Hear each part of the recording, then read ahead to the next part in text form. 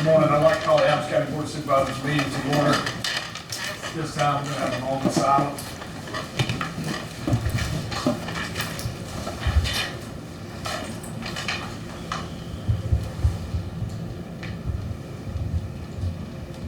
Okay, if you would stand for the pledge.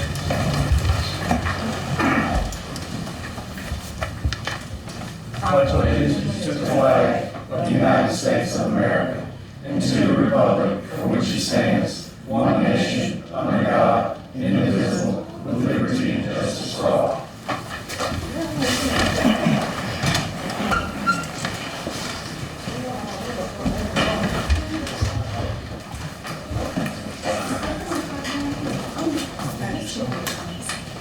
Going to call the roll. Supervisor Gray. Present. Supervisor Hutchins. Here. Supervisor Wilson. Present. Supervisor Gaines.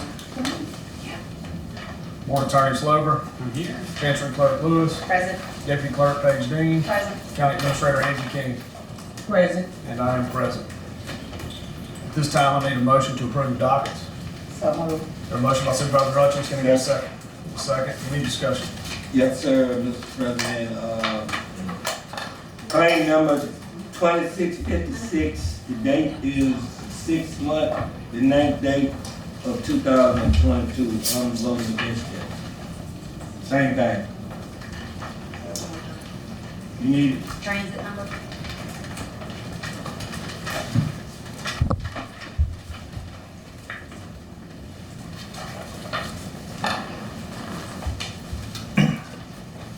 All in favor? All opposed? Ayes have it. Next on the agenda, we have Mr. Jimmy Ware, Pool and Recreation update.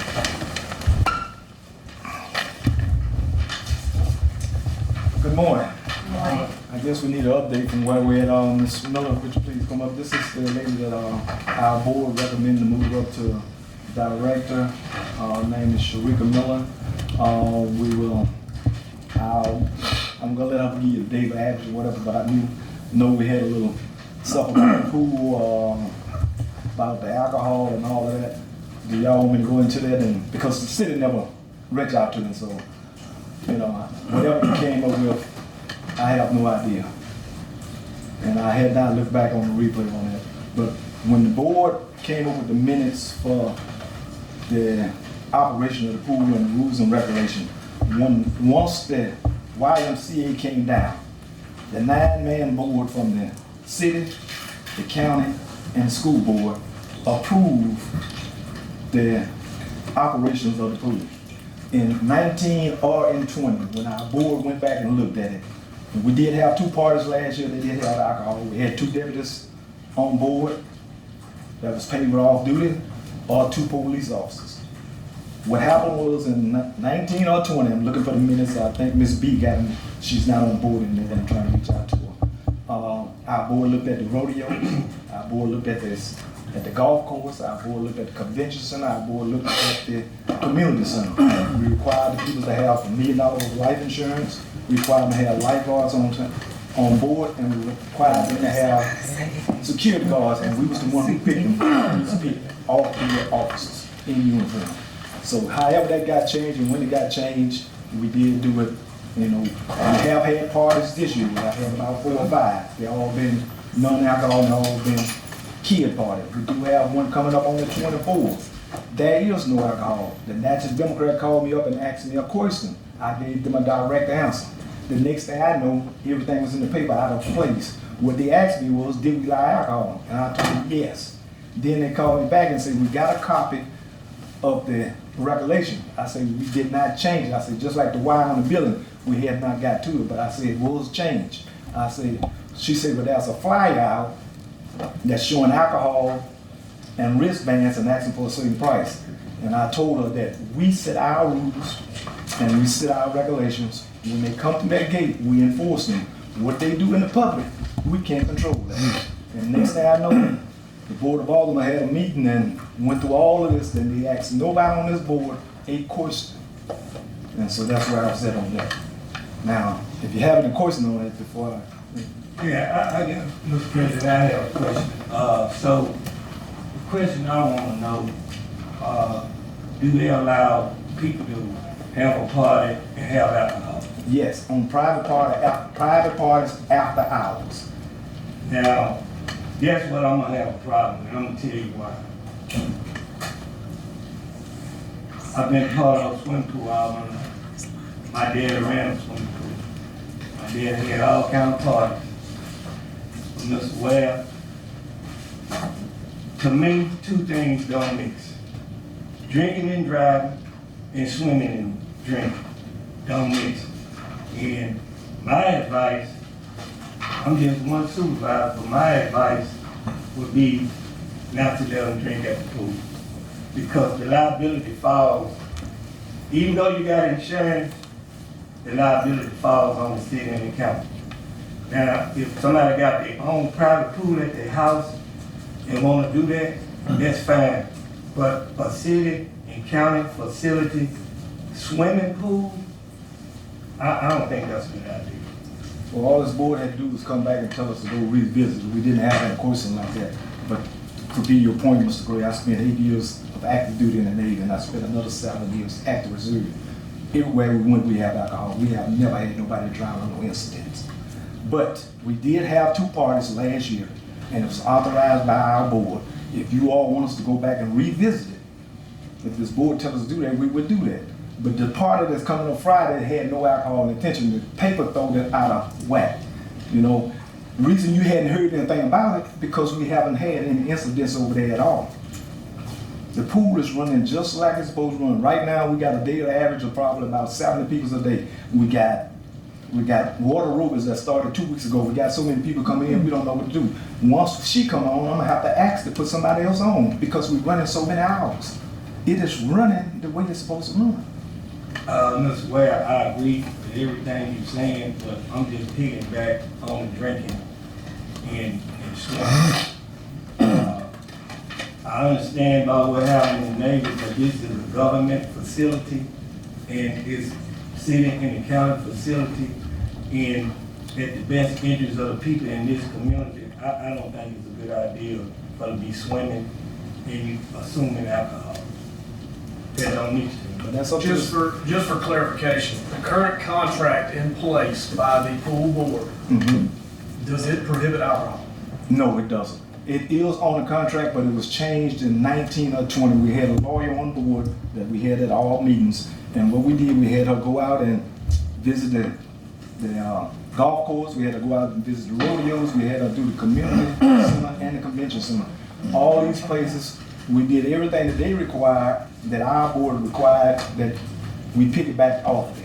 So what I read in the paper said that the contract does prohibit alcohol and that y'all were meeting on July 5th to adopt a new contract. That's why I said they are wrong. When she asked me the question, I told her it was adopted, and I told her that lady shouldn't have gave up a copy. She said it's public records. I said it's public records, but it had not been changed. It should have been changed in 19 or 20.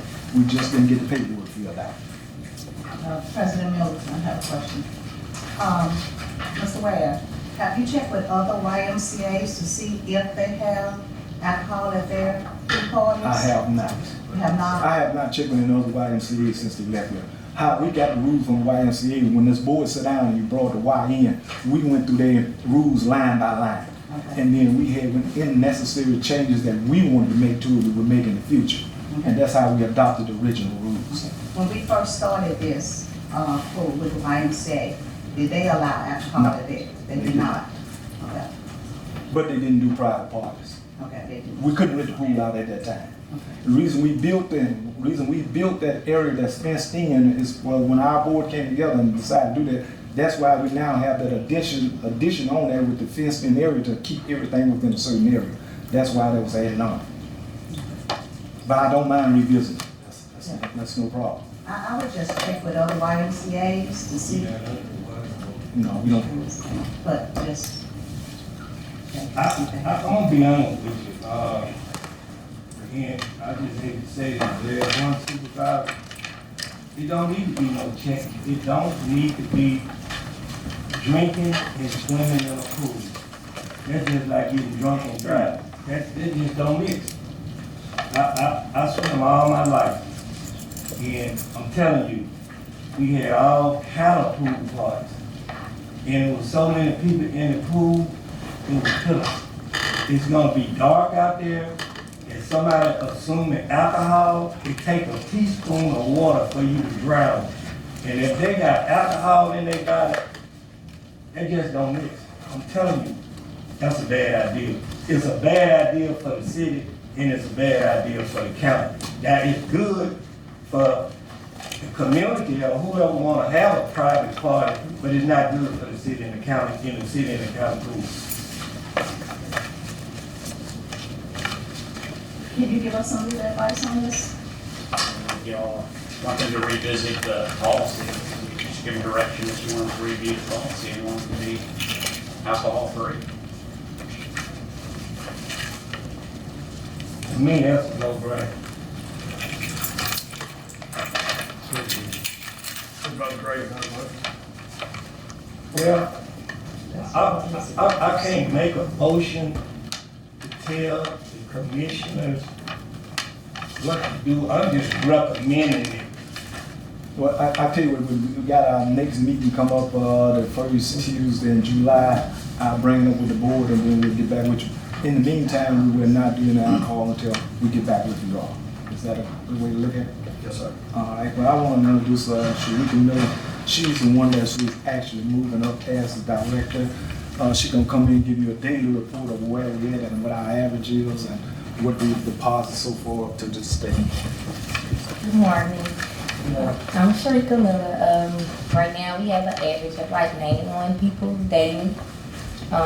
We deposited like $10,625 into our account so far from May the 28th when we first opened.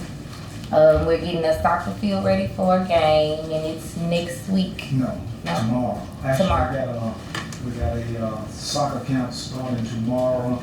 I just asked the purchase lady what they have. Nancy, we got the paint. We're going back and revisit the fields. The day they cut it for was Friday, but we might have to run back over today. We do have a mini camp starting tomorrow and one starting on the 28th.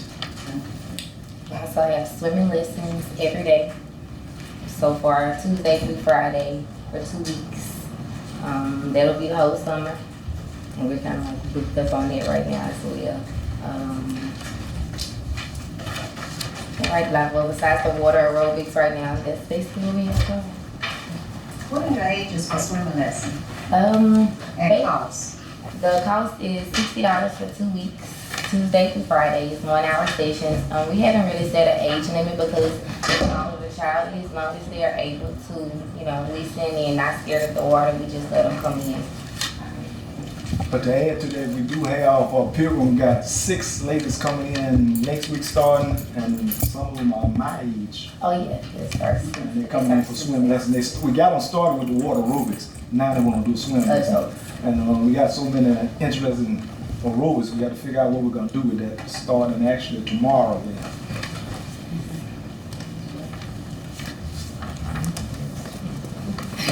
Mr. President, I really haven't been over there yet, but I passed by there, and whatever you're doing over there, you're doing a good job, because every time I passed by there, it's hard everywhere. And I don't think, to my knowledge, the pool's been this packed since you had the pool. So, whatever you're doing, keep the good work up. Say anything else y'all want from us? But we'll revisit that and we'll get back with you before we do anything about alcohol or anything. But we're going to keep doing the private parties, but we won't do any alcohol. But we do require them to have 2 additional, we want to pick the security. And either going to be 2 police officers in uniform or 2 deputies, sheriff deputies in uniform. Lifeguards. Yeah, Lifeguards. Is Yeah. that lifeguards going to pool bus? For the after parties are old, we haven't had alcohol this year, but we do use the ones that's in college at 18 and over as lifeguards for the after parties. Thank you. Next on the agenda, we have Mr. Bob Genovese with Delta Energy.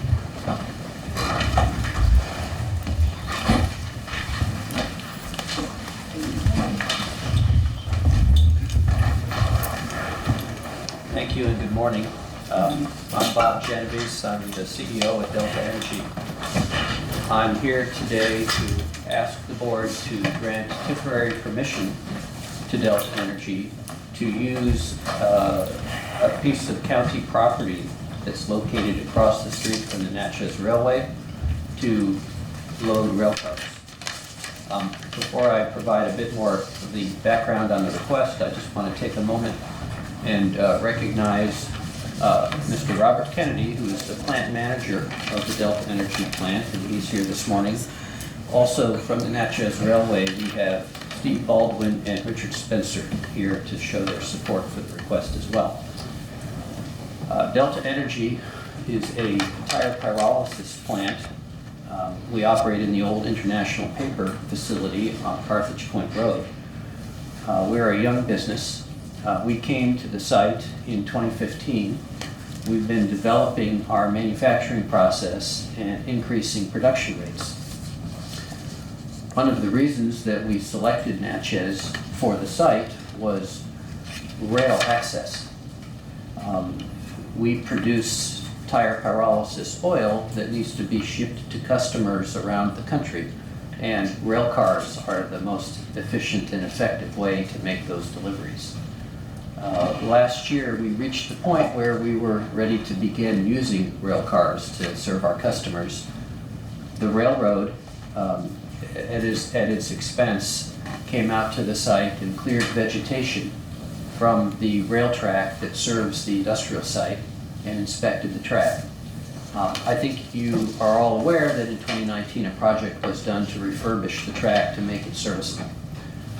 Unfortunately, the railroad found some deficiencies in the track, and it's today not yet suitable to bring rail cars onto the industrial property. So in the meantime, Delta Energy has been utilizing the railroad's yard to load and park rail cars temporarily while we stage them there before we ship them to our customers. And the railroad was able to allow us to do that, but it's not a long-term option, and in fact, we're not going to be able to continue to utilize the rail yard for that purpose. So there is a piece of property directly across the street from the rail yard. If we park the cars there, it wouldn't interfere with rail car switching in the yard, but it is accessible with a gravel road. So we could bring our trucks up on the gravel road and transload from the truck into the rail car. And this, again, is just a temporary solution while we wait for the tracks on the industrial site to be modified so that we can bring the cars directly onto the site, which was our original purpose. Thank you. Do you have any questions? Who's modifying the tracks? This is a county project. So Natchez Inc. has requested funding, and I think they're gathering funding. My understanding was a local engineering firm supervised the work in 2019. I don't think the county intends to use that firm again, but so I don't know who they will hire to do the track upgrade.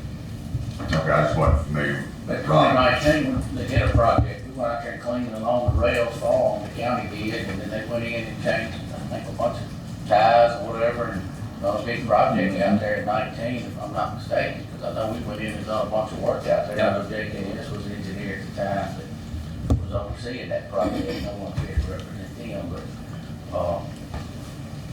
So there was a so it wasn't up to the standards. There was a grant given by the Mississippi Development Authority in 2019 for approximately $650,000 to be able to put these tracks in service. The tracks are on county property.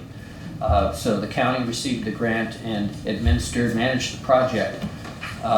And everybody thought that the track would be available once we were ready to bring the rail cars in. So when the railroad cleared the vegetation last fall and inspected, they found some areas that really didn't meet the standard.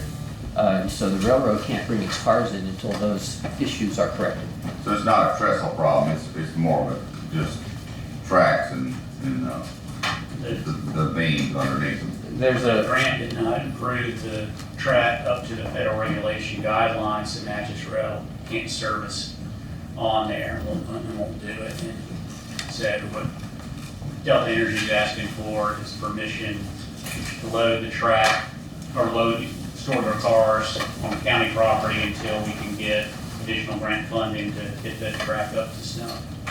I certainly don't have a So problem with that. where is this located? Excuse me? Where they want to store everything? When crossing the Natchez Terminal. When you first go in the port, where the railroad crossing is, right there to the left, between there and the truss.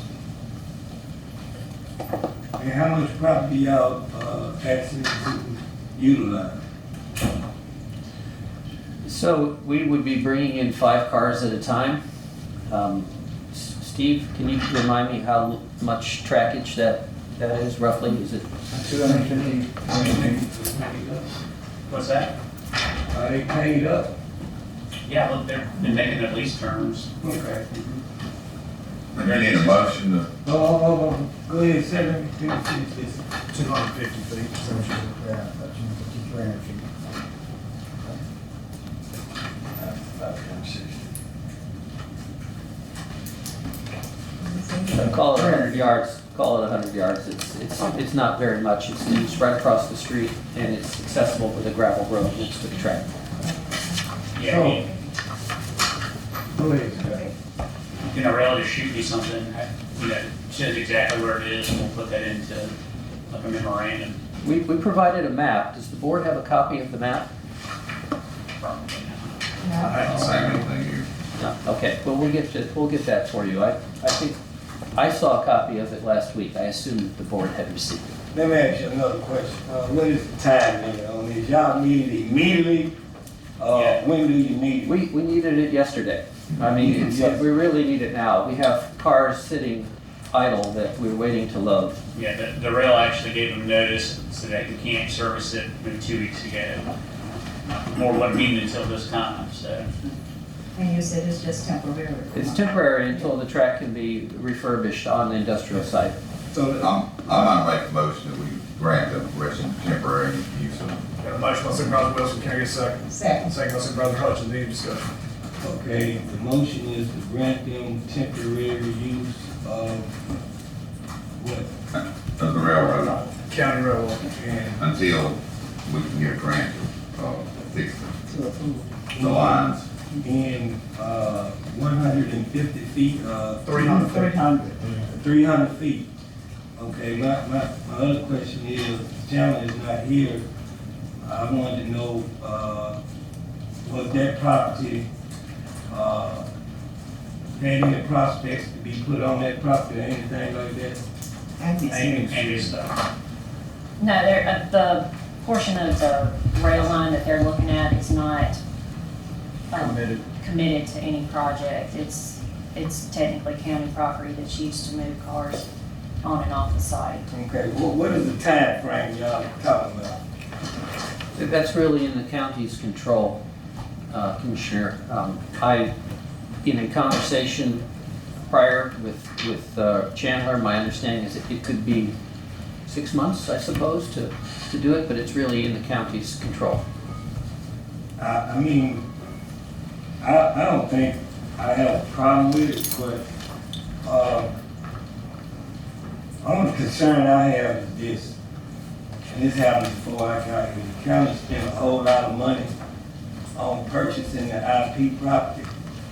And, it was told to me that they was gonna have all these businesses or whatever out there so we can get the money back or we can pay off that debt that we owe.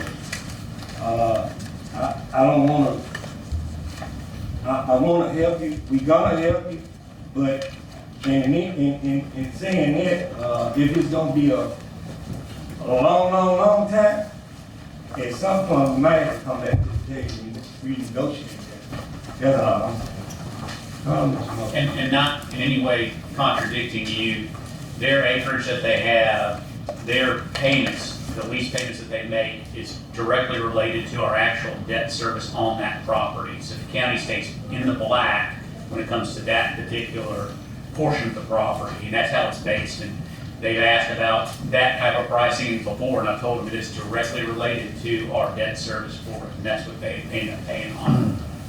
So, and that, for that particular project, the county is recouping its cost for that, for the debt service. I have a question. Yeah. Any question about? I wasn't trying to, I wasn't contradicting you, I was I asking. know where they money go, I'm questioning about, Industrial prospects. that's right, and,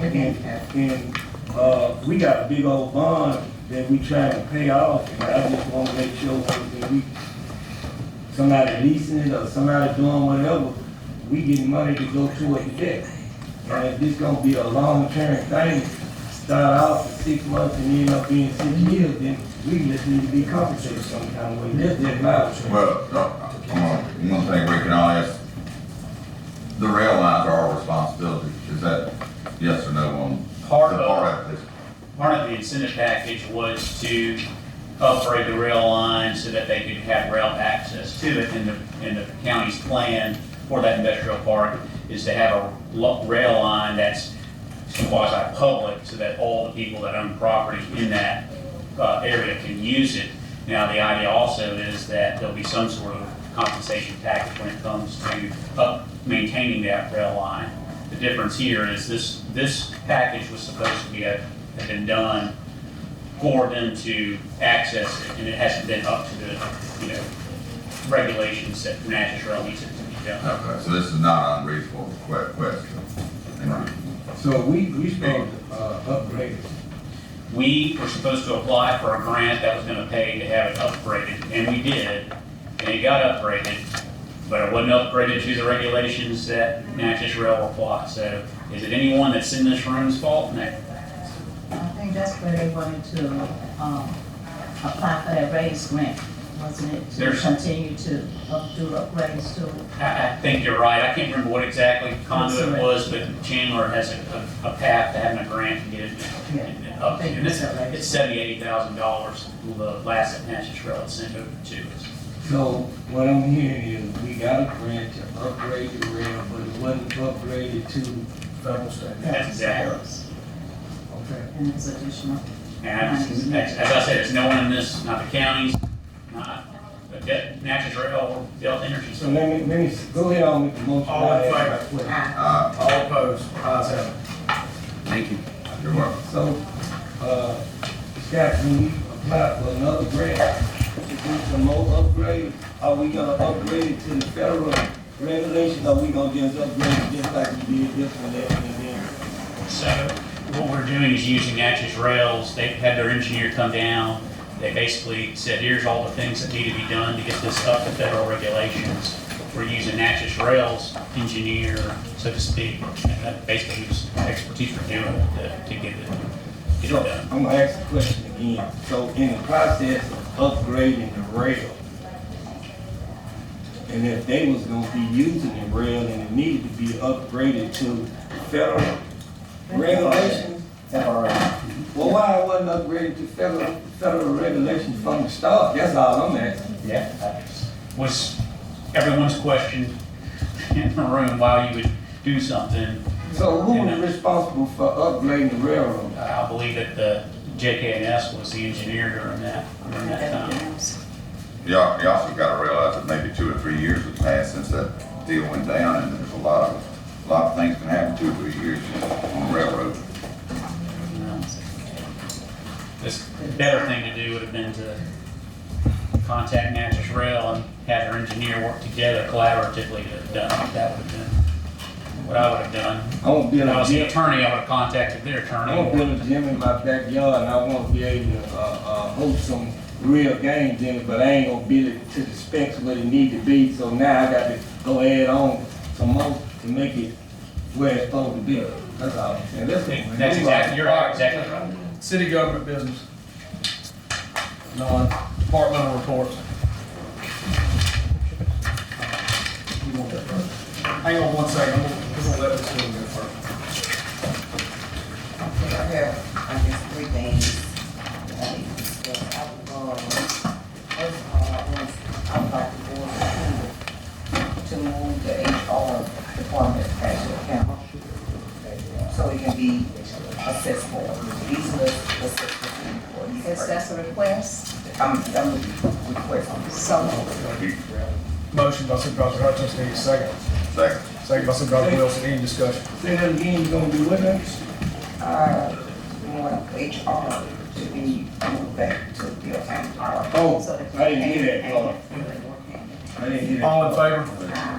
All opposed? Ayes have it. Okay, another topic. We know in every organization, we have people coming and going, and sometimes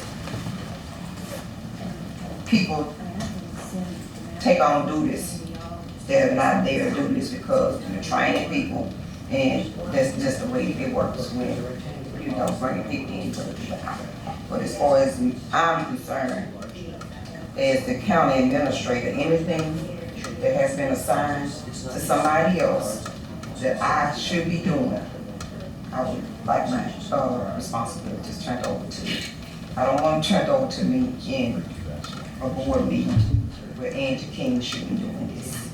I would like for every department, that's why I came early, so every department would know that anything that I should be doing, please get in contact with me and give it to me.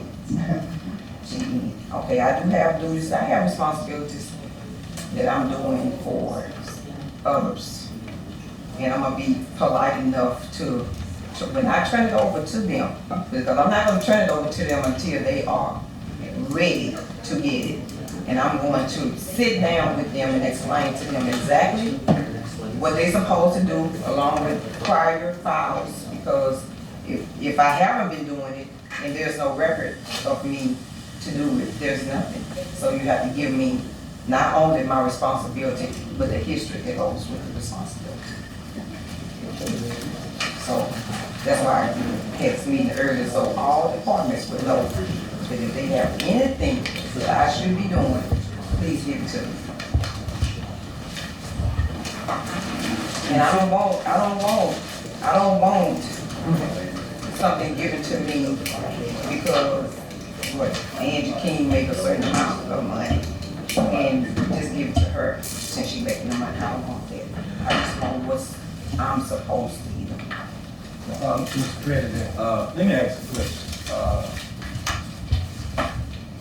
Every employee that's hired by the county, don't they have a job description of what they're supposed to be doing and what they not supposed to be doing? I mean, if they hire me to go get the mail and do whatever in a department, then I got a description of my duties in black and white. Correct. So don't all employees have that?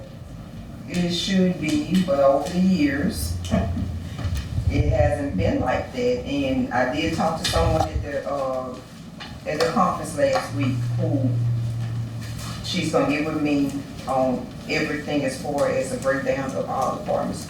Most of the time, we don't send out job descriptions until a job opening. Prior to the last 2 years before the pandemic, people stayed in these positions for 40 years, you know, but things has changed now. And even though somebody leave, the work still has to be done. So it's turned over and it's probably handed over to somebody else. Should supposed to be temporarily, but it's not temporary.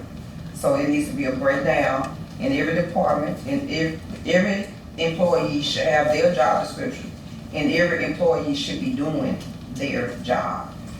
And so I'm gonna work with this lady that I met at the conference. Okay. President Middleton, let me say this. Job descriptions are good, and everybody should have a job description, but sometimes you go outside that job description. I mean, sometimes you're asked to do something that not in your job description, which is no big deal, it could be once or twice or something like that. I don't feel like you should say, I'm not gonna do that because that's not in my job description. You know, that's been going on for years, and that's in everywhere. Just because you have a job description don't mean that you don't do something that is asked by your department head and they reply, I'm not gonna do that because that's not in my job description. Sometimes you have to go beyond those job descriptions. I ain't gonna say, you know, all the time, if you give me another responsibility, that's a difference. But sometimes you go beyond, because sometimes some people are cross-trained in certain departments where if one is out, that they fill in for that other person. So you should be able to fill in for another person when you cross-train without saying, that's not my responsibility, that's not in my job description. Supervisor.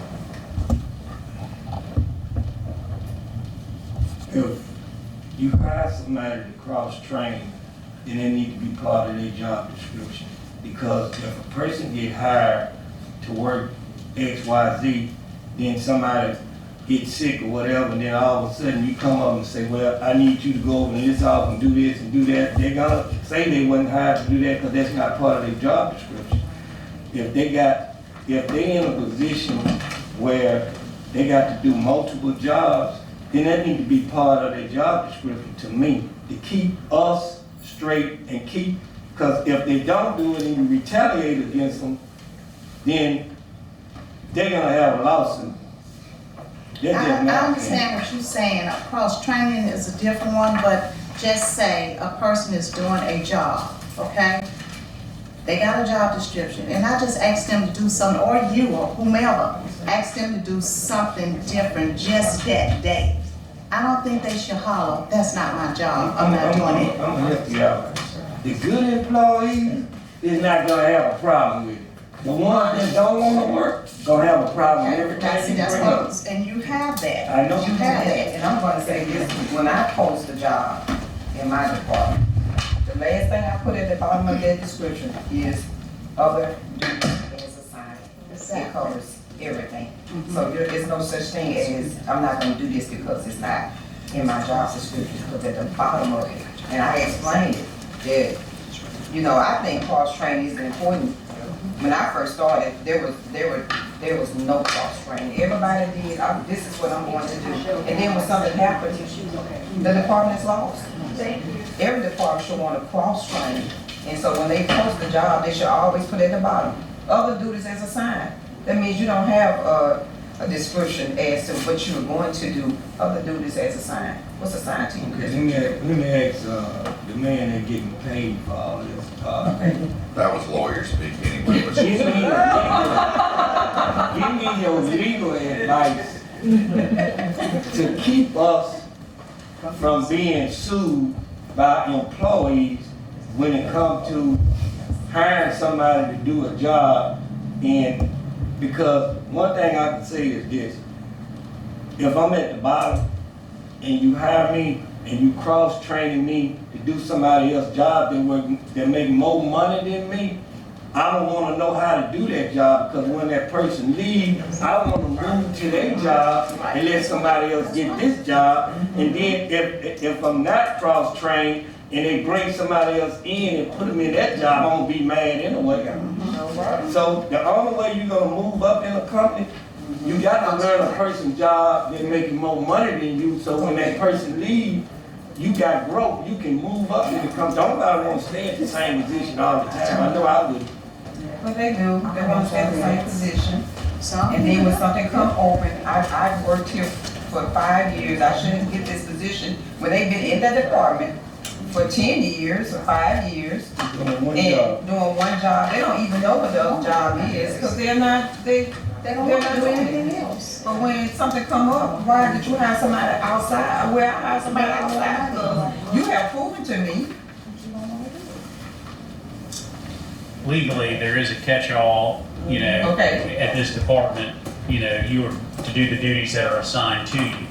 So legally, in all our employees are at will. I say that there's myself being a term person, but still at will, fire me whenever you want to. There's certain termed employees, but most everybody is at will, meaning that your contract of employment is constantly changing. We assign additional duties to them or take them away or whatever that is. It doesn't necessarily affect their compensation.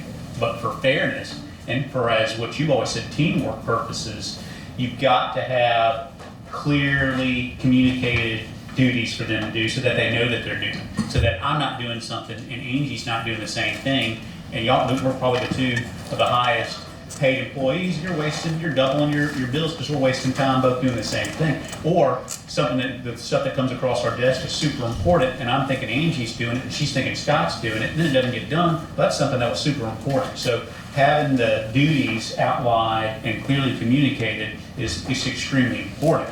Legally, that doesn't necessarily affect us as far as that's concerned, but not, we want to have employees that are happy to be here, that are working hard, and that want to move up through the ranks and earn more money. And to do that, you got to have what you're saying, clearly outlined duties.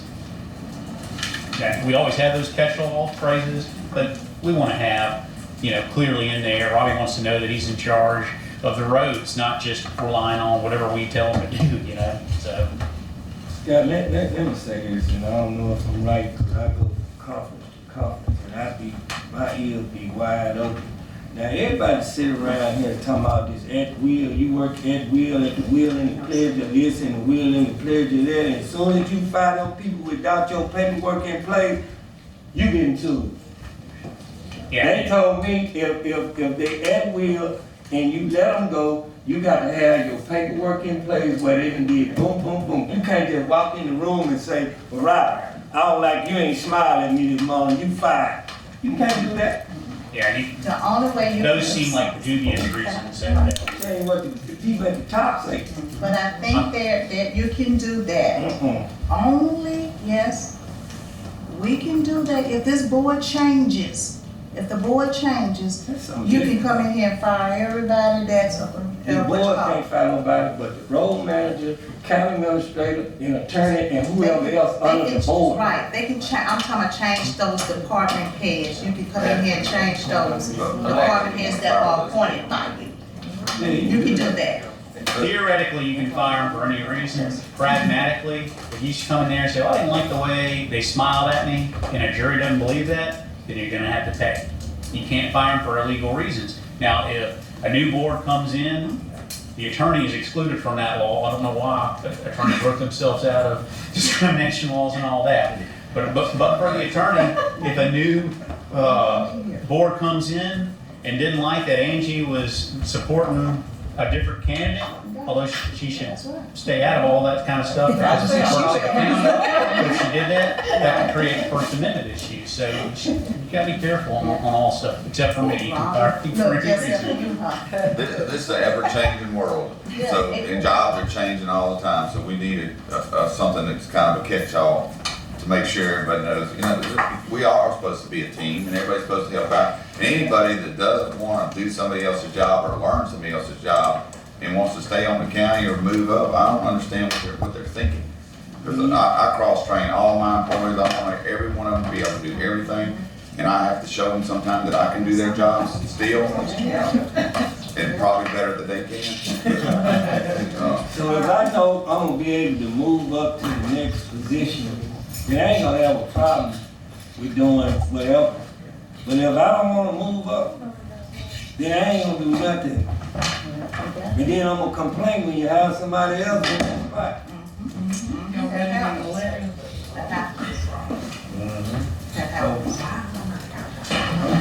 Okay, done with that part. I just say the best for ladies. Well, I received an email from Brandon, IT, and he gave me a list of the departments who's out of the time blocks. No such thing. No such thing. Wait, what? Opted out? No such thing. And if I go by this list and it's approved, we might as well not have time blocks. I'm sorry, I didn't know there was an option. Maybe I didn't either, but it's not one. Well, I'm I wanna gonna see say, those people. I'm gonna say this, and I'm gonna be done with this. And they gonna wanna opt out if they want to, but I'm gonna call Shad White, what his name? And I'm gonna bring him down here and investigate this whole county, because if you wanna opt out of doing something like that, that means you're stealing. So I'm gonna get Chad down here, maybe he can investigate this, and they won't have to be, because they won't be here. So that's what's gonna happen. I passed around our proposed policy for time clocks. I just- The one, okay, we got it just now. Yeah, we're gonna read this. Yeah, I It's mean- time to read it. We need to, this was something we sent You know, I think it's time for him to come to Adams County anyway. I really do. Cause they got some stuff going on that need to be cleared up. You know, only person can clear it up is state auditor.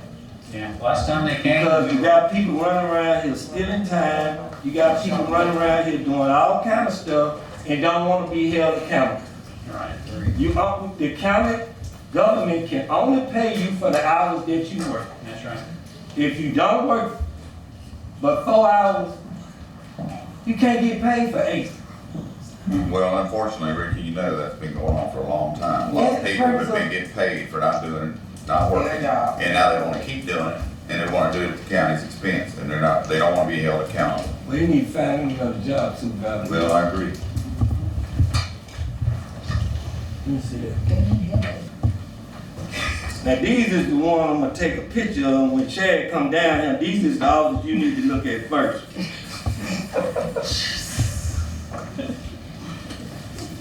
Okay, you got more? That's it. That was interesting. I heard that earlier this morning, I said no such Now thing. you got my blood pressure up. Hang on one second. While we on time clocks, Brandon, I talked to him when I was in Jackson, and he wanted to set up a meeting this past Thursday with the road department at 8:30, and wanted all the road department to come in at one time, and I discussed with him on the phone, and I don't know where we at with it, but to start at 7, because I would like to get one crew in, the other crew in, instead of taking 30 employees and losing 3 or 4 hours while we be cutting grass and working and all that, I mean, we need to That's fine. coordinate that and all, but he, I guess he'll get with me on that, but he wanted to do it all at one time, and I didn't think it was a good idea to do that, And then I guess we need to get to the bottom of like our sanitation workers, where they're gonna punch in, and I know we don't have internet at our barns and all, so where we're gonna go, what we're gonna do, and I don't think Brandon has an answer to that. And it's a lot of stuff, this is the first time, I mean, you And discussed. there's a lot of stuff that's gonna have to be ironed out, it's not gonna happen overnight. Yeah. But it can be worked out. Correct. Yeah, so. And like I said, we're gonna have a problem with ours for a while until we get it worked out. But like I said, I got the sanitation guys at work, and there's no internet and no things, so we're still gonna have to handle some of those. Okay, thank you.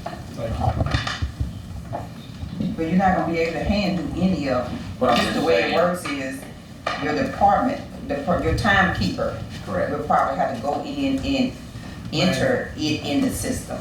Cause when payroll pull it over, it's gonna have to pull it, it's not gonna be handwritten. Yeah. So your timekeeper has to look at every employee to make sure, so you can't, the hard copies won't be coming. Mr. President, Yes. Mr. Shane, Yes, sir. it look like we gonna have to add some more, cameras, man, cause maybe we could put these cameras up here and we can see who going wherever they going. And if they ain't going, if they ain't on their job, then guess what? You do need that. Somebody gonna get in trouble. They need to be in office. They gonna be in trouble. They need to be in office. Brian, I did you have? still see employees all over. Yes, I did. Good morning, Laura. I'm just coming in to elaborate just a little on the time clock. Also, I want to let you know, your name wasn't on the list for the time No, I clock. wasn't worried about that. Yeah, we are working it out. Also, I got quotes to get internet out at those bus booms. It's like $130 a month to get internet out there. I have it in the budget to be able to do so. That way they can clock in and out there. And also, I spoke with other departments, other counties as well. It's a mix. Basically, some counties have their departments to come in and clock at one place, and some departments basically have it at every road department location. It just depends on what's best suited for us. Also, we'll be getting more time clocks for those areas. I have that in the budget as well. So that wouldn't be an issue to get time clocks at those locations. Was there any questions about that part? Okay. Now, the other part I wanted to talk about is Miss Tabitha, Crystal, and I went around thumbprinting everybody, and we got mostly everybody within the system. Now, there were some departments we walked into, and they just said no. I don't know what you want me to do at that point. I told them they said, well, you gotta take it up with the board if you don't want it to clock in. Because at that point, I already did what I was supposed to do, told them, like, hey, you gotta get thumbprinted. I was just told simply no. Where we were Told told, me to understand, we got rules and regulations and ain't nobody out of them. So either they gonna go by the rules and regulations or it's gonna be some problem. okay. When you're out there, when you don't wanna, sign in and sign out, that means somebody's stealing. Mhm. And, I got a cell phone number and it's 1-800 number, so it won't be nothing for me to call Mr. White to come down here and investigate Adams County. Okay. Maybe that wouldn't need to be out. Maybe we should have called him first and got the time clock set. Cause everybody got to be held accountable. I agree. You know, when you say you don't, you gonna tell somebody what you don't wanna do? And we control all the money. We control this, we control that. I ain't trying to scare nobody, but, it's not work like that. I ain't never heard nobody in no other county tell the board of supervisors what they ain't gonna do. Exactly. So what message would you like for me to give them? Cause I'm willing, like, There's just no opt-out. no opt-out. Okay. That's it. No opt-out and give him Chad number, cause he'll be there. Another thing is the time clocks are operational. We're in a trial phase right now. Basically, I got the departments that all the departments clocking in except for the road department because we're working on that issue. Clocking in, and we can. I talked with Delta. They're gonna use that data to do some training with all the department heads. That way they can know what to do when somebody gets punches and amongst those things. And we're collecting data up until Thursday. Up until this Thursday. And next week we should be beginning training for that. Well, for them using the software the time clock was. And let me clarify something too. This is all for department heads too. Only elected officials are the only ones that does not have to clock in and out. Because some department heads got in their minds, they do not have to clock in. Right. It's for all employees, and they are employees, even though they are department heads. Okay. I got a question in reference to that matter. Okay. Like, I'm in between. I get paid but I'm paid by the county but reimbursed by the state for my salary. So what is that? Still time clock. Still time clock? Still time clock. So I'll wait them to transfer. Brandon, are you done? I had one other thing. Well, would you please send me a list of how many time clocks there are and exact locations of each one? Yes. Thank you. All We'll right. probably have to get a couple more. Yeah, I want to see. Okay. All right, and my next thing is, recently the county had an issue with spam email. I just want to let you know the IT department has gotten that mostly under control. And so if anybody is receiving any email that looks like it's from us, but it's not, please be wary. That's not actually our emails. Right now I've been checking it and all our county employees have mostly stopped receiving them. Maybe one or two may slip through, but at first it was like 10, 20 emails just coming, hitting everybody at once. But I cracked down on the security protocols and got that going. I have that going. Now there will probably be some emails that may not come through. I'm watching and approving those. So if it's not coming in right away, just know we're keeping a close eye on that. Thank you. You're welcome, and that's all I have for today. Did anybody have any questions? I don't think so. Thank you very much. Mr. Brown.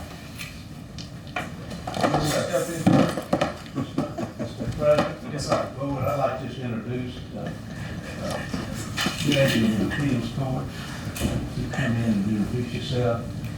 Good morning. I'm Judge Virginia Carlton, and I'm down here visiting today from Jackson, from the Mississippi Court of Appeals.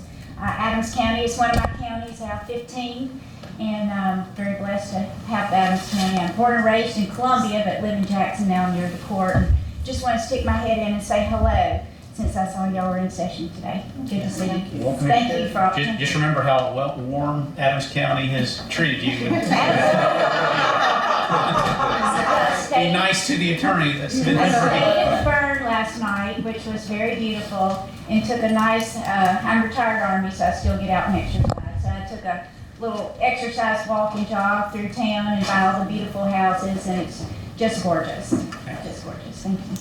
Thank you for stopping by. What rank in the military? Well, I'm a retired colonel. I retired in 2015. I was a military judge. And my husband just retired last September as a brigadier general. I have to mention him because he Well, sure. My dad was a retired military, so master sergeant. Army? Yeah. Oh, yes, ma'am. Yeah, go Army. Yeah, I was born in Fort Lewis. Oh, okay, yeah, that's a great place. And thank you for your service too. Thank you. Thank I you. appreciate it. Thank you for stopping by. Good to meet you. Yes, ma'am. Wait. No, I'm just kidding. Good morning. How you doing Good today? morning. Miss King, I'll be passing your rules on to you, but no. Last meeting we discussed Facebook. Brandon has been working on that, trying to get that set up. But every time Brandon sets it up, he's blocked within 3 days of that. So he's still working on it. We met Friday. He tried another account. And I'm thinking it's because of my name associated and we're trying to pull it all together to work. But we're gonna figure out something with that. And I've been talking with my counterparts in DC. And what we decided to do after talking to Brandon, we decided to create a Facebook group. Now, we're not gonna do the page, we're gonna do the group. Because within the group, I'm gonna be having doctors and lawyers and things in there. And we're gonna be talking about the claims process. I know y'all was down on the coast, y'all met Julia, our president for the County Veteran Service Officers. There's been a lot of changes that have gone on. Week before last, we had national training out in San Antonio. I was sitting in my office watching it.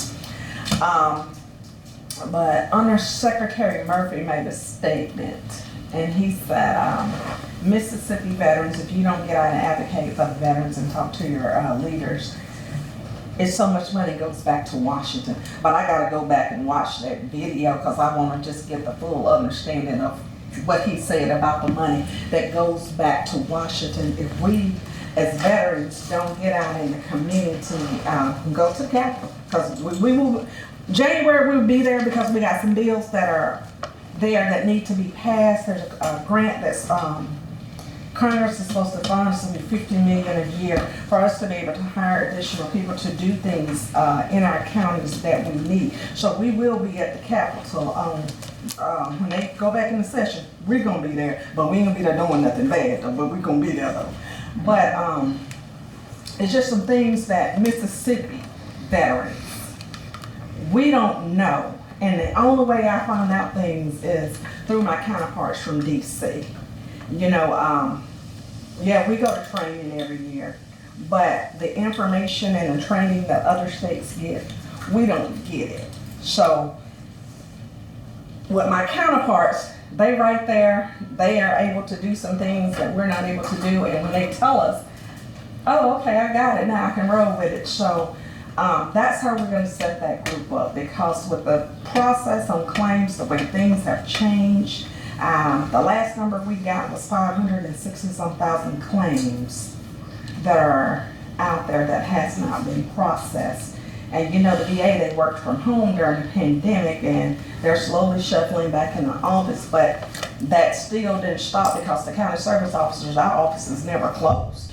We just kept piling claims, but piling claims on top of them. And what other states are doing with doctors, I'm gonna do it here in the state of Mississippi because I feel that our veterans, they go outside the state and pay someone to do something when we got qualified doctors here that could do the process that they pay X number of dollars for. And I've seen that it can get up there. So I'm working on a team of doctors right now, doctors that I've known, that I've gone to personally and talked to. And we're gonna try to put this thing in place here. And it's something that, you know, the initial claim a veteran goes in, I got this disability and I wanna file a claim. Okay, yeah, you were in the service, you got hurt, da da da da da. But I need to tie this into your service. So they go out and they pay people X number of dollars for nexus letters, to do DBQs, to do all of this stuff. But it's going outside the state where I looked at it and say, hey, if they can do it, I can do it. So I am in the process of working on that also. And like I said, that Facebook group, when it's created, you know, everybody's will be invited. You know, you have a list of questions you're gonna have to answer to get in the group. But you can come on and you'll be able to watch the interviews that we're gonna do, because we're gonna talk people through the claim process. Because people think they know what I do and how to get a claim approved, but they don't. And when they mess the claim up, the person has to come to me to fix that problem. So they do it every first Thursday of every month, and I just been watching it, you know, and I said, I got enough knowledge, I can do this for the veterans here in Adams County, which it'll be all across the state of Mississippi, but like I said, everybody thinks they know what I do, and they think they can go in and get a claim approved, but you can't. It's not easy. I can go in where they used to go in and get tinnitus. It was almost like a gimme.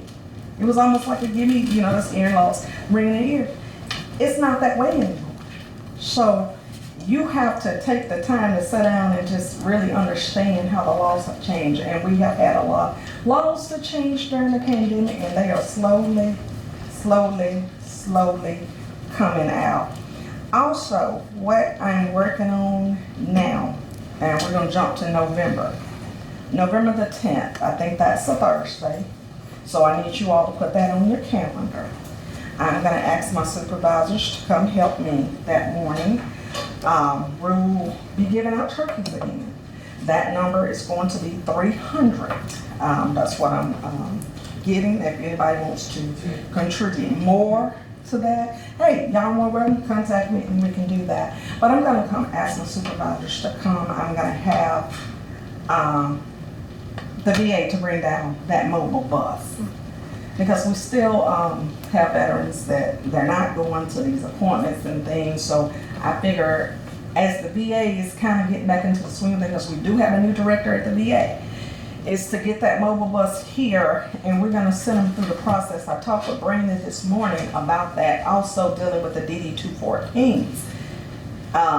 We tell them, hey, take them off transport, they'll put them on file for you free. So I've asked Brandy if, you know, I could have one or two of her employees that day to sit there to take DD-214s. I'm gonna have some other businesses here in the area there. But I really am asking my supervisors to come out and help me that day. You know, we'll have refreshments set up and everything, and I just really want y'all to come out. Where's the location? We're gonna do it at the safe room. And what the time is? 9 o'clock. I hope to be finished by 2. So from 9 to 2, that's that Thursday before Veterans Day. So I'm asking y'all to come out and to assist us. I have someone that morning, we're gonna use Natchez Market this year. They're gonna meet me at 6 o'clock, so we will already have somebody to pick them up, and then I'll get with the sheriff department to use the county inmates, because that's what helped me last year unload them. So, but I would appreciate if you all would come out just to see one of my operations in action. I know Angie has been, and I think the county administrator has been. But for the new ones, y'all haven't been to one of our operations to see how I set up things and do things. And it's just another thing to come out and just meet the veterans that we have here in Adams County. So I won't be doing any veterans outside of Adams County. It will be strictly Adams County. Can you also leave that date with the vet? So She already got it on the calendar. Okay. All right, that's it. Thank you. Thank you so You're much. welcome.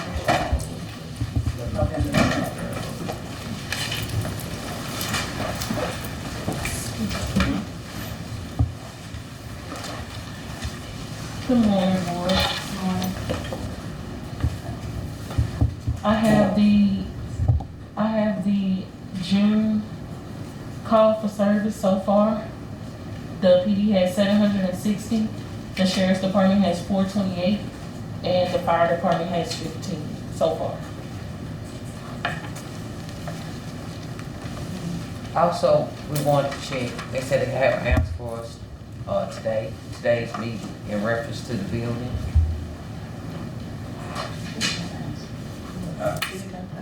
Yeah, that's it. That you talk about that because I know we all been on the coast. We ain't been here.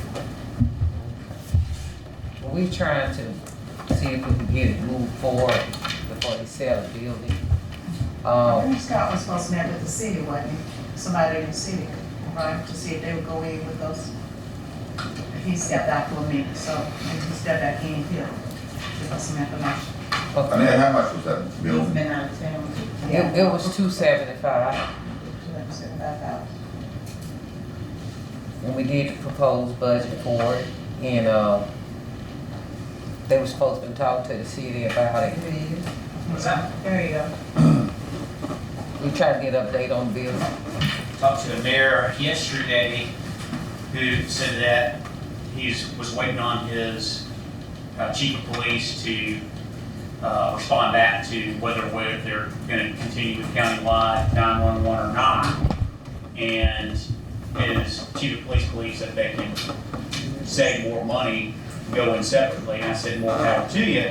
And it was just, he was consumed by the parade and whatnot, is what the mayor had said. But they should look forward to getting us a response soon. I knew it. Well, Scott, I'm gonna say this, man. I don't think nobody else in here was affected on Katrina. And Katrina was bad, not only for the people in New Orleans, but for other areas that all the people had to go to.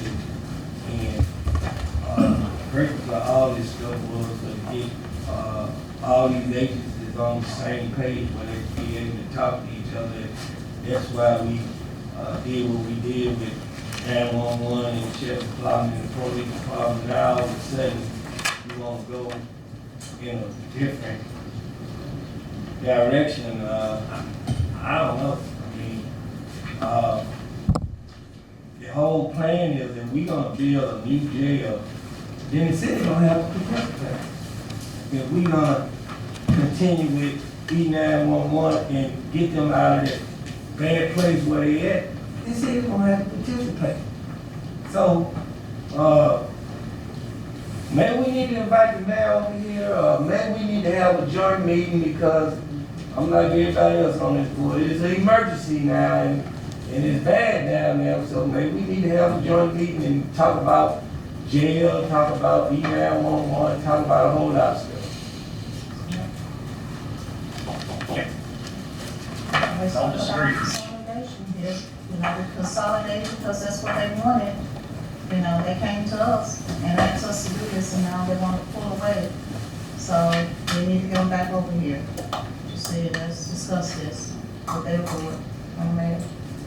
Well, last discussion I had with the mayor was about this, is that they come up with a proposal where they can do it for like half the money they're paying us. And you can't hire 10 employees or whatever you're gonna have and do it for $200,000 a year. I mean, so I don't know, and I asked him who would run the number, and he said the chief did it, and I'm like, where he got his bookkeeping degree or accounting degree, but hell, I just don't see it. That's not gonna happen. Well, and Ned, while you're there, well, if they separate them, you call 911, what happens? We're gonna get the calls at the county. We just gonna Okay, transfer you it have to to them, flip because it. they don't even have any equipment. Then you'd have to send it to the. Yeah, we gonna have to send it to them, and that's gonna delay the response time, so. It's gonna be bad for the citizens, especially when he don't have his own equipment, he got to get his own equipment and Well, play. it seems like we're beating a dead horse here. I mean, we're gonna go back to what we were doing before Well- it wasn't working.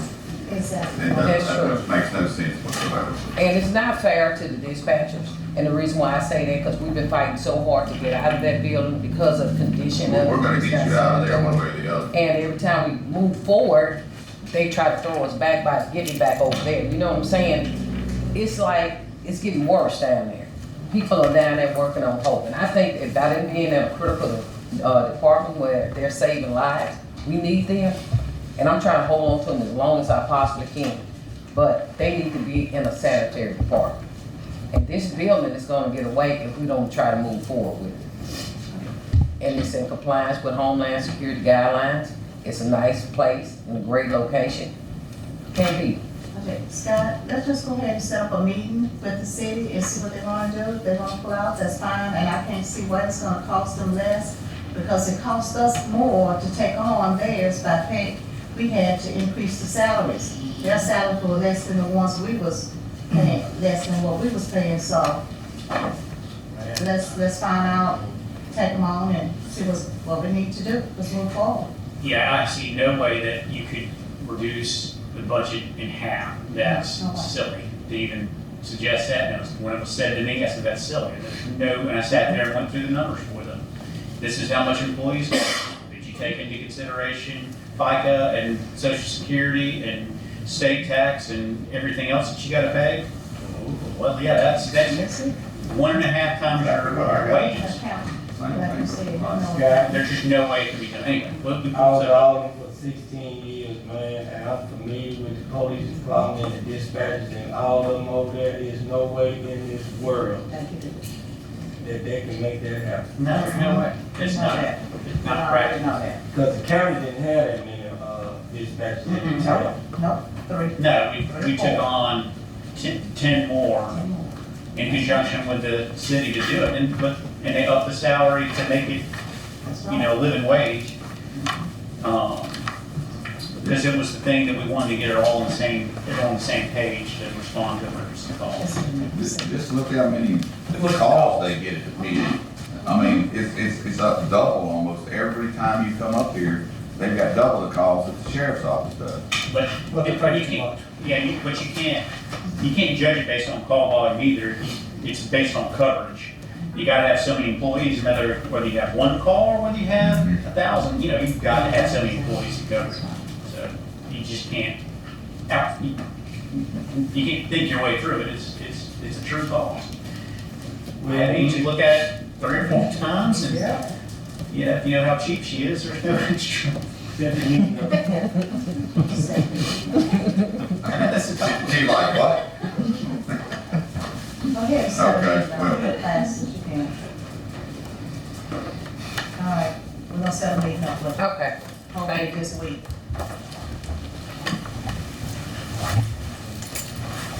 Good morning. Good morning. My name is Ms. Martin. I'm the purchasing clerk for Adams County Board of Supervisors. I have a few things this morning.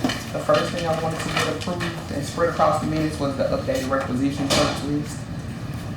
That's normally, I think, updated, yearly. When I talked to Ms. Page, it hadn't been updated, so I updated that and provided it to What was her. that update, what? With requisition limits, it shows who requisitions for every department. You heard the request. Motion by Supervisor Gray, second by Supervisor Hutchins. Any discussion? All in favor? All opposed? Ayes have it. Also have, to spread across the minutes, the credit card statements for the travel card for the sheriff department and the procurement card to be approved. Motion by Supervisor Hutchins. Can I get a second? Second by Supervisor Wilson. Any discussion? All in favor? All opposed? Ayes have it. And there was also an increase, with the procurement legislation for the threshold for advertising for procurement of commodities, construction, and contracts for solid waste. That threshold was increased from 50,000 to over 75,000, and it goes into effect July 1st.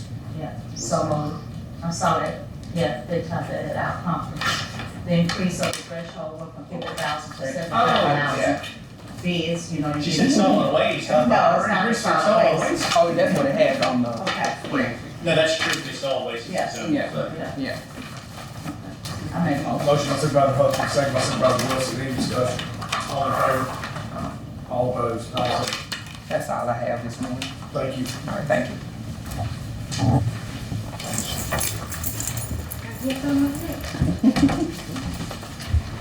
Good morning, board.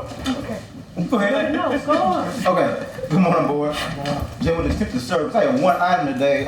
Next Monday at the Extension Office, myself and the All Point Extension are conducting a youth container garden workshop. And this workshop is open for youth 5 to 18 years of age, and this workshop starts at 9 o'clock at 11 o'clock, 9 a.m. to 11 o'clock. It's on June 27th. And basically, this workshop, we're going to teach all the youth about growing vegetables and fruit in containers. So a lot of times people think of growing vegetables or having a farm, you need lots of space, but a lot of times you can have a little bucket or container to grow crops. So we're going to be teaching the youth next Monday at our office from 9 to 11. It's a free event, so they'll basically get educated on how to grow some. Also, they'll take some, probably during the summertime, you really can grow tomatoes and peppers or the most sturdy plants. So we'll be giving some plants away for the youth, so they can call my office at 601-445-8201. There's some flyers at Corvette office, but it's called the Youth Container Garden Workshop on Monday, June 27th at 9 o'clock at the Extension office. Thank you, Mr. Chairman. All right, thank you. Appreciate you. All right. So it's just for you. Yes, sir, but You can go if you want to. you welcome to come. You welcome to come. Yeah, cause what Supervisor Wilson told me how to plan my plan is not working. I'm gonna come out there. Do so test. Too old to be there. Looking at the age of trees. You wait over 18. Hey, and now this garden is way up there. No comment. Thank y'all. All right. Thank you. All right, I'm gonna tell me to the garden. Anyway. How you doing? Good morning. Good morning, how are you all today? Good, how are you? I'm fine. I'm speaking for the person with many hats. I'm here because the previous meeting I came and I didn't have figures. Yeah, I got many hats. Brittany Fell, she chose to fly to the NADCP. I didn't have the price of I had the price of the ticket, but it's now increased by, it's now $281.80. And also, last time I included the parking at the Jackson Airport in the amount of 80. Now, the taxes and the transport to and from the hotel is around $150. And I told her that anything after that I need the receipt, that she has to reimburse the county of anything over that. So according previously to the last meeting that I appeared at 2 weeks ago, was it 2 weeks ago or week before last? And you all, yeah, and you all told me I needed the price on here. So today I put the price on it. She has a total of $511.96. Yeah, That's the increase, right? Is that an increase? No, the ticket, only the ticket increased, and I didn't have the taxes of the shuttle service on there. I just put a question mark on it. That's the total. So, yeah, that's the total of all that. But we were tax exempt. Yeah, y'all so that should be- Right. We just usually send a form to them, our tax exemption form, and they'll take it off, so. Oh, that's with the airport, that's with the plane? Really, depending on where you're going. Yeah, that's correct. Yeah, because they don't tax exempt in Washington. Right. Really? No, No, they are not. yeah. And there's other locations like Washington State as well as California, they don't accept Yeah, those. they have tax, no tax exempt. Right. Believe me, when it's cheaper to present that letter, I know they do.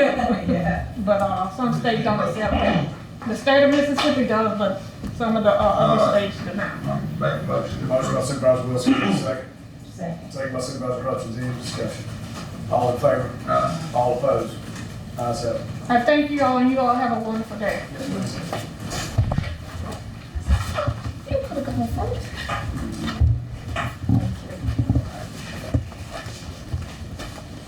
Morning, board. Morning. Had a few things this morning, on LAPNs. You gonna make that recommendation or whatever this morning, or you want to make it? You can make it. I just gave you my recommendation. It was You get everything. On LAPNs, that, we went out, looked at it, and engineer made a recommendation of what needed to repairs need to be done, they've been done, they complete, I've looked at it, engineers looked at it, so, Mr. Wilson, you wanna make a recommendation? Yeah, I recommend that the county adopt that road, into the road program.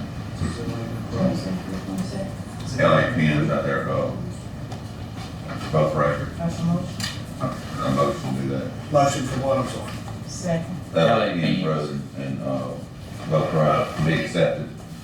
Got a motion by County road. Supervisor Wilson, second by Supervisor Hutchins. Any discussion? Is all of the speed where it need to be? Yeah, sure. The homeowners made the necessary improvements. All in favor? All opposed? Ayes have it. Okay, next thing I have, we have a pre-construction meeting in the morning at 9 a.m. at JKS's office on Group 3. And Group 3 is Deerfield, Creek Stabilization, Providence Road, Kutsu, and Old Meadow number 2. So I just want to bring that before the board and know who's going to attend, but that's at 9 a.m. at JKS in the morning. Next thing I have, we have a final inspection on the striping project that was done on Pine Ridge Road, Foster Mount Road, and Steam Plant Road tomorrow at 1. And we will be meeting at Airport Road and MLK. I guess myself, engineer, contractor, and I don't know, Warren or whatever wants to show up, but I just want to let the board know that we do have a final on that tomorrow morning. Will you let him know about that? Say it Will again? you let Supervisor Gaines I will. know about that? Supervisor Gaines, he was in the email that was sent out on Friday. I included him and I called him, let him know about it.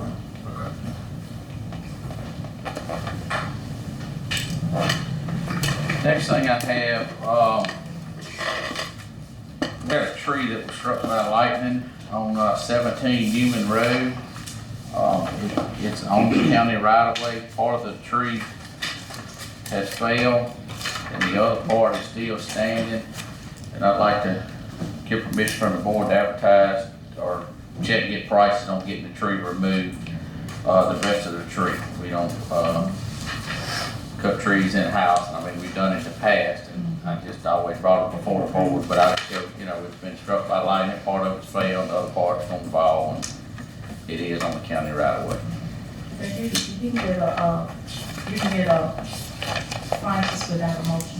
Okay, and I was just gonna do that, and like I said, I'll bring it back before the board before we remove it, and let the board know what prices we had. You know, it's under your budget. Yeah. Say it again, Scott? Is it in your budget? What about all that now, Scott? It's in your Been budget. spending a lot now, but we'll check. And I don't, you know. You asking for an amendment for more money? You gotta No, get the price first. I'll do that.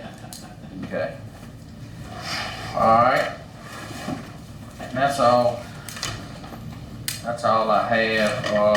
And I think at that meeting tomorrow, JKS is going to give that contractor notice to proceed once we have a meeting as of tomorrow. And we won't be able to, because we already have a meeting scheduled. Okay. Well, I mean, I talked to him this morning, he said he gone to a funeral or whatever, and said he wanted to give him notice to proceed. Just let the board know. Correct. All right, that's all I have. Questions? Thank you. Thank you. Good morning, board. I really don't have much. Mr. Dollar's already given me an update about the final inspection tomorrow for striping on that project. The only other item I have, well, I guess I can let you know that we did submit that pre-award package that was requested of us last week. We did submit that before the deadline was submitted, and we also did submit that cost increase for EWP Group 4. So all that information was submitted to NRCS that week. Yeah, Group 4 is ready to rock. We got all the right, because I told Mike when I got back in town, Thursday or Friday, yeah. So now I'll just reach out to him, make sure he gets his contract and everything in, and then we can move forward. He said he was getting things going and all that. So. Okay, great. All right, the only other thing I have is we previously submitted a program form to stripe Liberty Road, North Palestine Road, and Cranfield Road. State aid reviewed it and said a portion of the project was not under state aids, was not a state aid, part of it was not state aid road. So what I'm doing is they've asked us to revise the the numbers in the program form to allocate $31,000 at non-participating, and therefore the county will be responsible for that portion of it, similar to what we did with the previous strike county project. Yeah. And I've asked George to get me basically a bid ready on Morgantown Road, help you or whatever we need to do to get that up and ready to out and go. All right, so with that, the board would have to be acceptable to the set of plans that were generated by JKS. And then I'll have to get to complete the complete set of plans from JKS in order to package into a advertisement package. And of course, we did talk about funding. Whoever will be responsible for funding it will have to do a review of those plans as well and accept them before they provide funding for that project. Okay. And so that is just something, get us the full set of plans, we'll submit it to whoever the funding agency is, and then move forward preparing advertising documents. Do we know when they're gonna send the money, that 2.4 million? Have we heard anything on that? You heard something on it? No, we don't know when that. How long? About 9 o'clock. I checked on the earmark on Morgantown Road you mentioned to me. We have not received that money yet, nor have we received any guidance from Federal Highway. I'm assuming that when we do get it, it'll be going to our local private agency division in conjunction with Adams County on spending it. But as soon as I receive any information, I'll be sure to reach out to you. But that's all I've got right now. Thank you very much. Bye. Not yet. What's it gonna take to get the plans from JKS? That was my next question. I know they had submitted some stuff to you, to Mr. Slover. What else? All right, so they submitted plans and they were not the complete set of plans. I submitted an email to Mr. Hayden asking him just to verify. I didn't want to accuse anything, so I asked him just to verify this with the complete set of plans. It appears some drawings were missing. During the last board meeting, I brought it back up to Grant. And I just recently sent another email this morning asking again just to verify the drawings. I don't have a complete set of drawings. Now, the option, there may be a complete set of drawings at state aid.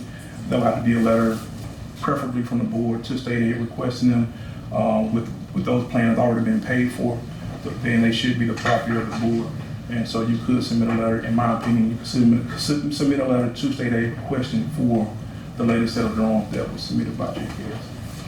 And I got a meeting tonight in the morning with JKS on EWPs. Y'all want me to ask for a complete set in the morning? That's number one. Actually, that's actually surprisingly number two. Number one, we also need them to send the certification of completion on our EWPs that we have completed. We need that submitted so we can get reimbursement. That's critical that we get that. I'll ask that in the morning too. If you got those plans a month from now, how long would it take to start Morgantown Road? If we don't even have all the funding yet now, but just out of curiosity, I just want a ballpark figure. I mean, like I said, it all depends on if you guys are doing it yourselves, there are no review or anything like that. You say, I'm gonna move forward with these plans, then just the advertising, which takes a couple months, just to advertise and get it constructed. This is kind of news to me, not because George has been informing us in the loop. My understanding is I thought we were shovel ready, meaning we had bids, we submit something for advertisement, get pricing. Well, and now that's not. When we became county engineers, and in part of the contract that we submitted, they stated that the plans were ready, they were just waiting on funding. So that's what we've been telling you about. That's right, and that's why we need that information. So we need a letter submitted to state aid requesting what plans they have. You're also gonna find out what we need to do to get them to release the plans over as well. And so we need an estimate of how much we're costing. That's one of the things I thought was actually why I talked to him in the first place, to see where we're at. Because we sent him, George had given me the percentage of how much was in the city of Morgantown Road, and I've submitted that over to the city, and so I was following up with them on that. So if we can ballpark the price on that, the city said they were ready to contribute, because the mayor said that. So. Yeah, but did he say how much? I mean, their portion was, whatever they have difference with. Did you submit that portion to them since I got the last percentage. meeting? I got the road percentage. Now I said how much we think it'll end up being. Ideally, what we'd like to do on Morgantown Road is if we've got the funding that's coming along the line, we can start getting estimating the price, and we can get that other funding lined up, however that may be. And if we got that funding lined up, we can get going on it. And then when the federal money comes in, you expand your project, and get it completed. 44%, if I'm not mistaken. Yeah. I go to church out there off Morgantown Road, and I was there, oh my God, we have to do something. It's gonna be another year, and then they start talking about it's gonna be election year, and you can't do anything, and I'm like, we need to put some asphalt on that road. Yeah, you can do it on the election year. But- You can do it last 6 months. But I just, This is just a call. that thing is absolutely terrible. Your election year. Now, one of the things I talked to Manny about, and I know y'all probably heard it at your meeting as well, is there's that NDEQ, was it rainwater or stormwater diversion, right? That might be an opportunity for additional funding, because the majority of Morgantown Road is to address the flooding that happens when it becomes Lake Morgantown, not Morgantown Road, River Morgantown. So that could be a huge amount. That's a 1-to-1 match. So we might be able to use that. I talked to Manning about that as well. He said that that's definitely an opportunity. So that, like I said, we need to have what we need from the engineer, so we have a price ready to kind of go, and have that thing ready to go. So, what about the, we ain't never heard anything about that? We've not heard back on that. ERBR application approval, I think they're sending out to people who've been awarded in the next 2 weeks. Within the next 2 weeks, who've been awarded the ERBR. And on that, in our meeting, if I'm not mistaken, they said there probably wouldn't be any roads that were done through that, and it would be a 30%, it's a 30% penalty right off the bat. If you start at 100, you start at 70 trying to get roads, they said, there wasn't bid for bridges, that you're really wasting your time. They said that in the conference for They bridges. said that in our meeting too. Yeah, and that's why we need to, It's 30. like you're saying, continue to want it until they move us up from 30 to back to 100. Yeah, that's what they said. Back in our 30 point. So, back to that question, the bid process and all that, we thought it was shovel ready. How long before you were looking at actually doing anything on Morgantown Road? Like I said, Surveying. I want to put this disclaimer out there. This is contingent that they've done everything, permits, everything in place, and all we have to do is develop advertising document. Developing the advertising document does not take time. We're looking at maybe a month. Then of course you got to go through your 2-month advertising and then getting bids, and then you can move forward with construction. So you're looking at 3 or 4 months worth of. And then we're gonna get the rainy season, so we're looking at starting on it in April, May next year.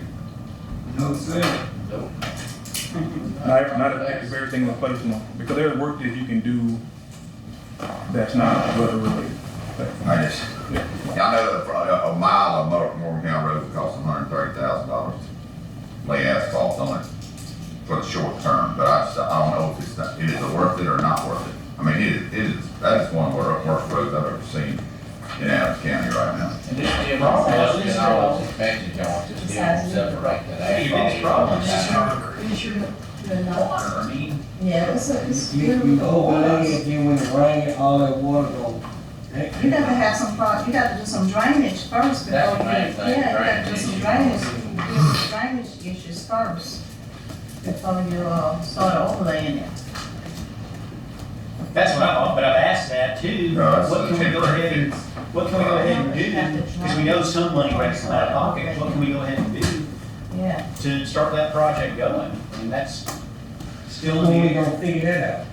It's still in the air. They're not sure what they're doing with earmarks. I mean, the earmark 2.4, when we say, what can we do before we get the earmark? And we can possibly replace that money with the earmark. I mean, can we do that? Probably not. Probably not. But if you know that it's gonna be more than what we got earmarked, and you break it down into phases, you can go ahead and do the phase that you know that you don't have funding for anyway. Go ahead and do that. So then when the next two come, you have at least that portion done. I mean, we could get up to what, $2.1 million from the use tax? I mean, we got more than that from the use tax. Yeah, I'm talking about with the payment we got in January, with the one we gonna get in July, and the one we gonna get next year with them 2 months, and we can go and borrow against that right now. Guess what? Namby or whoever said we could do. right, but the use tax money, we're looking at doing a major road bond with it, and that. Okay, when we gonna even put that in with the reparation and with the use tax? When we gonna do that? That's what I was gonna ask. Did anybody meet with Namby while we was there? Because I questioned that, you know, and you said we'll meet with Namby and see where we are on this bond. Did anyone meet with him to see just where we are on this bond? 45 days for both. Should For be both, closed for out. recreation Ready and, to close them out. Yep. and the roads? Yeah. Because I'm getting some stuff about, you know, we're talking about this bond, and people are ready to see things happen with recreation and roads. You know, I've been getting some calls on that, they just seeing where the city, is starting their, recreation, and they thinking that the county is leaving their, parks out. But I tried to explain to them are city parks, we're still working on our bond, and this is not an overnighter thing, it takes time for a bond to, 45 be days. approved and so 45 forth. days for rec, and with the roads, 45 days on the roads as well. Y'all need to make a decision as to what that road plan is gonna be and how to use that. I mean, we already got a decision of how that's gonna be used, and he's already got the Yeah, we need roads. to know how much we're Right, gonna spend on roads. That's right. what I need. I thought it was 7.5, wasn't it? 7.5. That's how much spend on roads. 7.5 Million. And that's without overtime? Where that coming from? From the use tax bond. Huh? That's what Andy presented. No, my thing was to take the money from the use tax and use it on walking town. What we get all this other stuff for? I thought when he presented it, he was using the use tax money for the bond. The use tax money was gonna service the debt on the bond. Right. I don't know. Yeah, that's what he stood up there and Are said. we receiving that use tax money? Yeah, we got a payment in January, we're gonna get another one in July. What I'm saying is those 2 payments plus the 2 payments we gonna get next year is $2.1 million. Close to $2.1 million. That ain't talking about no roads with that. I mean, I just need a number of what we're gonna do on roads, and then I can figure out how many miles and what we're gonna do, and that was my question. I said, I don't know, you know, In every district. And well, that's it, what we're gonna do. So when we gonna find that out? Find out, the 7.5 was the figure that I was given. $7.5 million for roads. And 3 million for recreation? 3 million for Right. recreation. He stood up $10 there and million announced bond. It's separate. It's Seven one, bonds. it's 10 million in bonds total, one's 3 and one's 7.5. So we not talking about the money I'm talking about though, right? The bonds, if you're gonna use tax money to issue a bond like Andy had suggested, that would use your use tax money that you're not already allocated for the debt service on that particular bond. So we not talking about the money we got in January, the money we gonna get in July, the money we gonna get next year. We not talking about that money. You're talking about the unallocated amounts. Yeah, come on. We've used a good portion of it to offset our roads and So how we improving gonna do expenses. Market Town Road then? With this use tax bond, I was That's what I'm saying, so it's 7.5, over the 2.4, and it's 4.5 or 4.4, what he's saying, so you got 2 million left, so you're gonna use that out of 7.5, and then you're gonna have 5.5 left on roads. I mean, I guess that's my question. I don't know, I mean, I'm asking. I'm asking too, cause I'm confused now. Me too. That's what I'm asking. That's something we're gonna have to sit down and figure out. And that's what I was saying, is we gotta make a That's right. decision of what to spend your money on, that's what y'all have to do. That's something we need to sit down and figure out. We know what bond money we're going to get. We need to figure out how we're gonna use that bond money among. How can we allocate it? How we're gonna allocate it among everyone. That's the use. This is what I was bringing to the table before NAMI even got here. 934 million plus the 1.2 million plus 1.245, and you add that up, you got 2.1 million. Now NAMI came in and talking about this 8.5 down here and suggested some stuff with us, but my suggestion was the money that we was gonna get in January and July, and the money we gonna get in January and July of next year is gonna come up to $1.2 million. So all this other conversation about all this other stuff, I must wasn't at the table, cause I don't know what we talking about. That's something we're gonna have to sit down. Nandy proposed taking all your use tax. I got it right here. Right. Can I say that? Yeah, that's what. And he needed an updated use tax money based on what we had already spent. And then the money probably gonna be more than what's on that paper. Got a question, Mr. Ford, President, question for Mr. Ford. Mr. Ford, you said on, Cranfield, we have to put another 31,000 to that for the striping like we did on the other project? For that whole project. For the whole project, okay. I just need a recommendation so I can just revise those numbers recently. I just want to get approval to do that. I don't want to do it without you all. You just need recommendation? Yes. Yes. I'm making a recommendation. So, Yeah. motion. That's a motion. Okay. Second. Got a motion by Supervisor Hutchins, second by Supervisor Wilson, any discussion?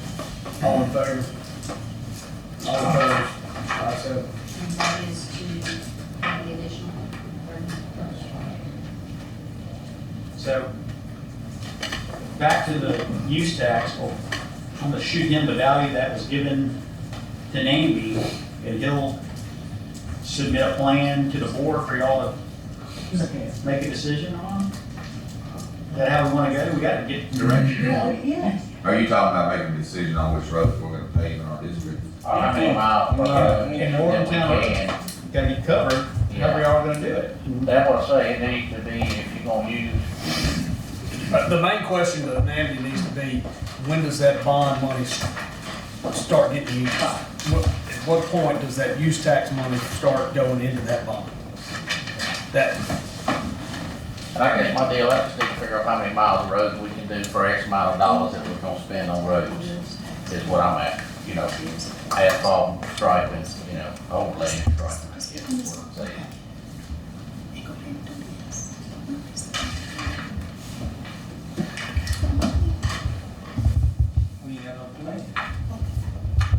That's what he's getting tomorrow, right? Some plans.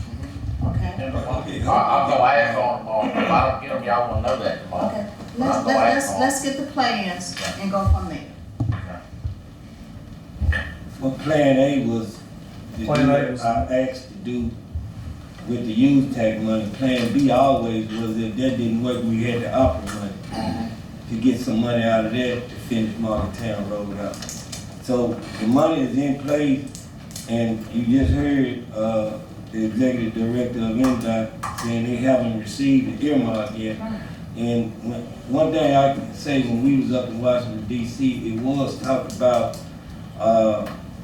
when you get money approved and it's sent it down through the state, then they put most stipulations on the money. See, when we did that over in the city and we got that $8 million for that 592 project, that money came straight to the city. It didn't go to MDOT, it didn't go nowhere else, it came straight to the city. Now all of a sudden, we got an earmark, now I gotta stop up in Jackson with MDOT and let them do whatever they gotta do with it, and then we get the money. Ain't no hearing no earmark being like that before.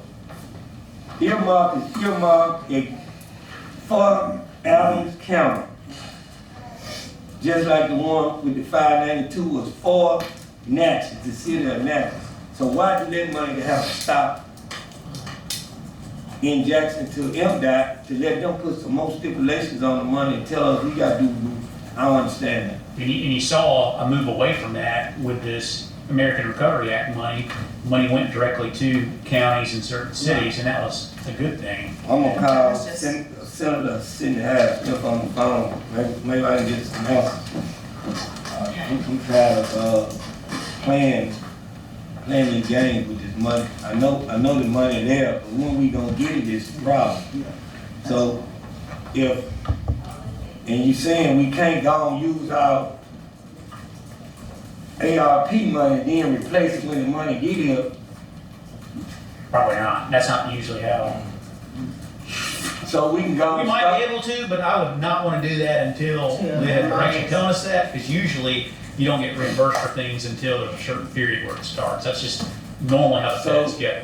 But since we know there's going to be a deficiency, I feel like we should be able to do it in phases and go ahead and get going. So then when the money comes in, if we're still under contract like we think, we can increase the course and scope and move on to it and finish the project out. What Scott, you know what I'm saying? We got the use tax money. We gonna borrow against the use tax money to go and get the project started. At the end of the day, we still got the ARP money. So we can get it started in phases like you saying, and then by then, the 2.4, they we gone on winning it down to us. Okay. But we got to get the plans first. The other problem we got is just like FEMA money, the hangers and leaners. We're hanging out. We go to catch with that. So, and another thing I told y'all a couple of weeks ago, we're gonna start raising that, the interest rates, which they have done, and they're gonna keep going up. And I'm telling you, some counties are gonna get in some bad trouble being in debt. And we don't need to be one of them. Yeah, we talked to, what the guy name, about the same thing you just said. What is his name? He'll bring to that right there. And what did he tell us? About that? About the money? You talking about the one that said maybe next week, we should know something next week about? And if we don't know, to give him a call. That's what he told us. Because we supposed What money is this? The hanger money. Leaders and hangers, he said he wasn't familiar with it, and I told him that, you know, it was supposed to have been through FEMA to MEMA, or MEMA to FEMA, and then back to MEMA, and we should know something next week is what he's saying, but if we don't, since it was in that stage, if we don't get with him. In the meantime, Andy's sitting up there waiting on that money. Correct. Andy needs that money. That's a couple $1 million, Angie. Let me ask you a question also, Angie. Have we received the other half of the ARPA money? We have not received it yet? Okay. But all the paperwork is in and everything? Yeah, everything is done. Okay, great. Just waiting on that money to hit. Let's let Mr. Ford. I just wanna make sure that man has more questions. Anybody got any questions, Mr. Ford? Okay, thank you. I appreciate it. So, whatever we need to do to get those plans. All right, so I won't go on the record, so it won't be said that IMS said that they did not submit plans. They submitted plans, they just not appear to be the complete set of plans. And I asked them to verify that. I just wanted to. I'll ask him tomorrow, I got it on my notes. But like I said, I need you to help me keep it moving until we get that going, because we need to have, be shovel ready, should be shovel ready. Well, they had it ready, they had 3 days and everything, but I mean, they had it ready, they had it shovel ready. I mean, Well, they told us it was shovel ready. yeah, we just ain't receiving what we need is what hopefully it is right now, and I will ask tomorrow.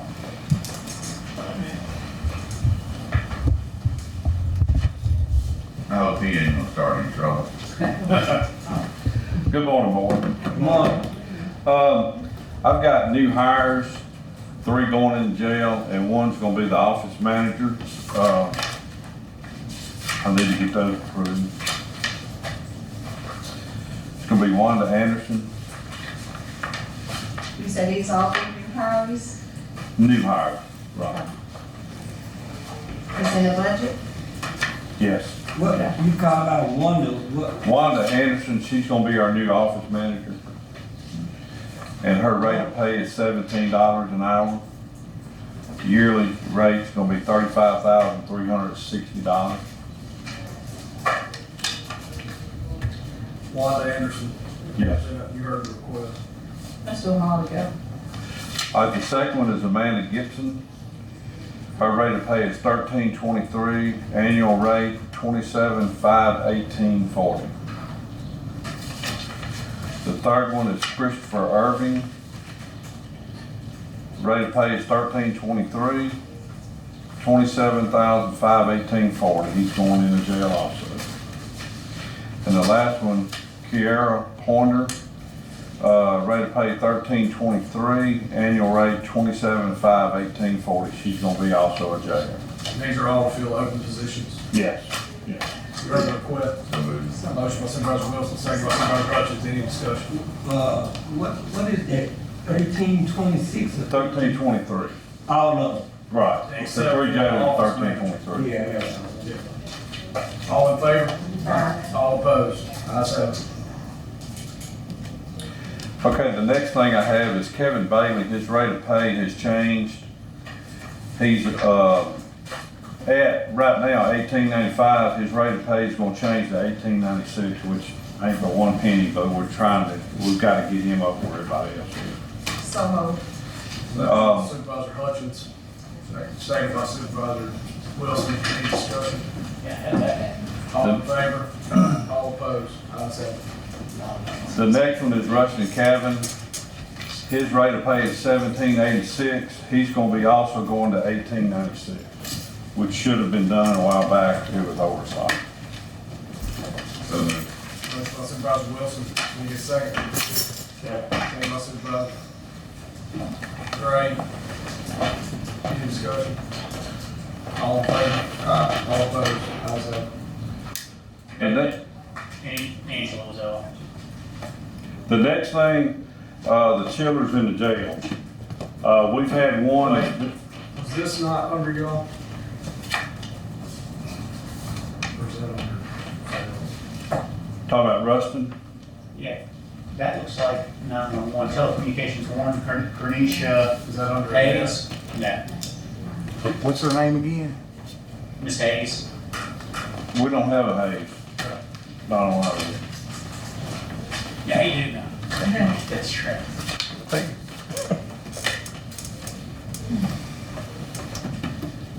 Go ahead, Mr. Nick. All right, the next thing is the children's in the jail.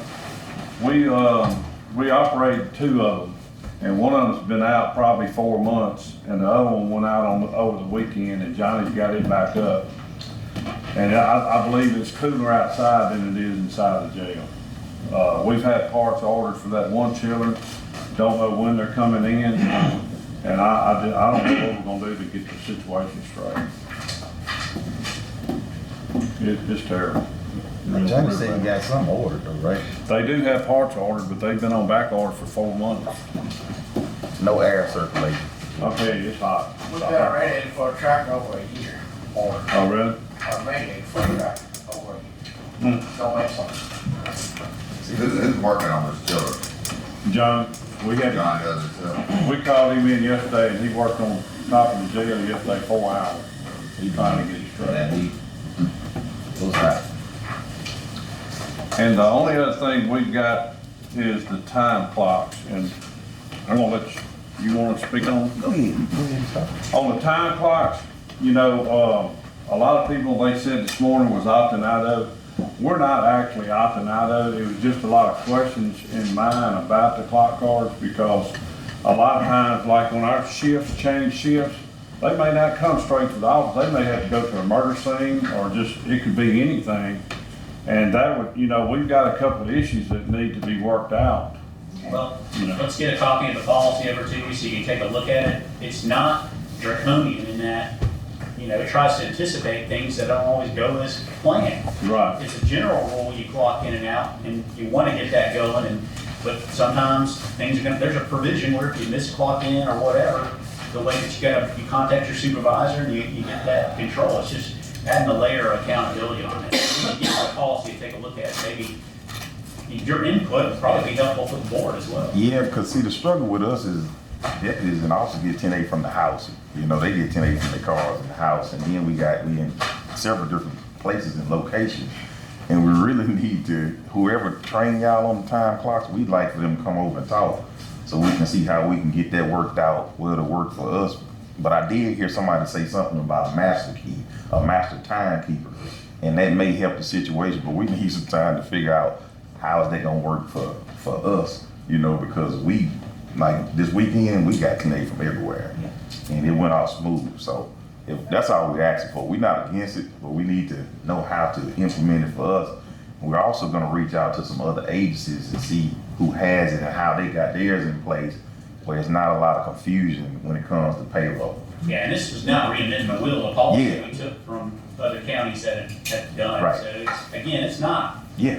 you know, but we'll Yeah, we kind of knew Mm-hmm. that with the road department and the sheriff department, we're gonna have to be a little Right. tweaking going on. We already knew that going in because of they way out and they go straight to the barn. Mm-hmm. Y'all leave from the house. Yeah. I mean, we already know that. Okay. So we gonna work that out. There's a question also. Sheriff, is there any way y'all can like clock in from y'all computers, We do. y'all laptops? We do clock in every day at From the office. laptops? That's what we do now. We do clock- that. yeah, go ahead. We clock in now on iPads and laptops. We do that, and that's been convenient because it's just so many different angles we come from. And they can come back and audit us. I mean, Yeah. we can pull our clock sheets all the way back to 2011. Yeah, and they have done We it, put it you in know. place. So if you were saying, what you was gonna say? Yeah, we good. We just want to see how to make it work for a sheriff office. That's all. And I do want to say this though. Supervisor Gray, you suggested something that has been a great help for us to the jail. And I'm gonna tell you, I'm gonna say it to the board. You suggested that we get out the other inmates out of jail from other agencies except from the PD. We did that. We took your advice and it worked. It worked for a temporary fix to help us be able to create a lockdown unit now. Even though the chillers out, they burning up right now. It has really made a difference in the level of incidents and things that have been happening. So I wanted to publicly say thank you for suggesting that. Where did you all send them? We told them, we gave them 2 weeks and told them they got 2 weeks to find somewhere else where they supposed to go. And because of what's going on with our facility. But in the meantime, it has helped us get a better hand on the situation. So I just want the public to say that. That's all. Well, Sheriff, let me say this. I think we're on the same team, and it's gonna take all of us working together to figure this out, and that's part of teamwork. So it ain't just me, all of us. Oh, yeah. Said the same thing. So at the end of the day, we gonna work it out, and we gonna find a way to make it work. And I do want to say this too as well, since I'm up here now, running my mouth for a minute. This weekend went off pretty well.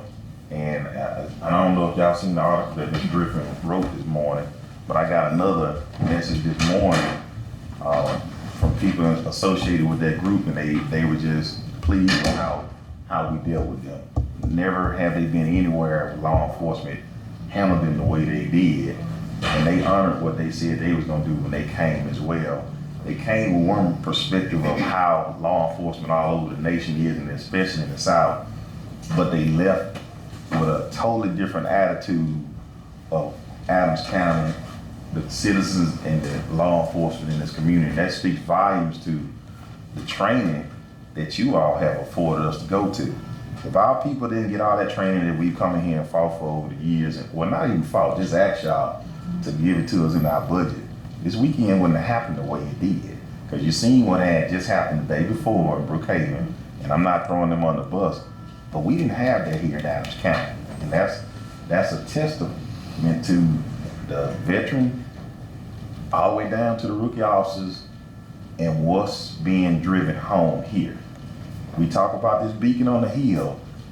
Law enforcement got a chance to put that on full display, and I ain't never seen that kind of praise come from folks who feel like they've been oppressed by law enforcement and other things in the community. So I just wanted to publicly say that, because the sheriff's office, the PD, and all the other people that came here, they really took to heart why those groups are formed. And we made it real clear to them that you're gonna see us everywhere, but we're not really here for you all. We're here to make sure our citizens understand we're gonna keep them safe and to keep outside agitation from starting something that need to be started. And so when I say it went off real smooth, I'm proud of the job of men and women of all the law enforcement agencies, first responders, AMR, emergency management, Homeland Security, FBI, MBI, all these agencies, Mississippi Highway Patrol, all these people were here, and we didn't have one bad incident. No disrespect, none of the stuff you've seen on the video. We weren't called, none of those names of it. It just went the way we're known for doing business in Adams County. So thank y'all for continuing to fund that training. It is so important, and that y'all back us on what y'all have. Sheriff, let me say this. You know,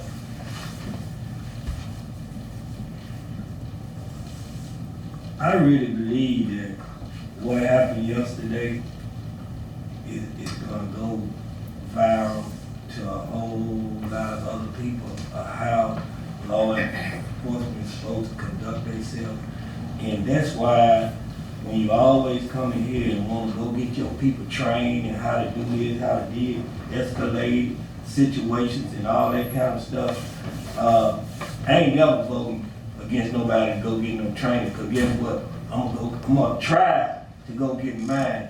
And I applaud you and the Sheriff Department for the great job that y'all have done over the years and continue to do.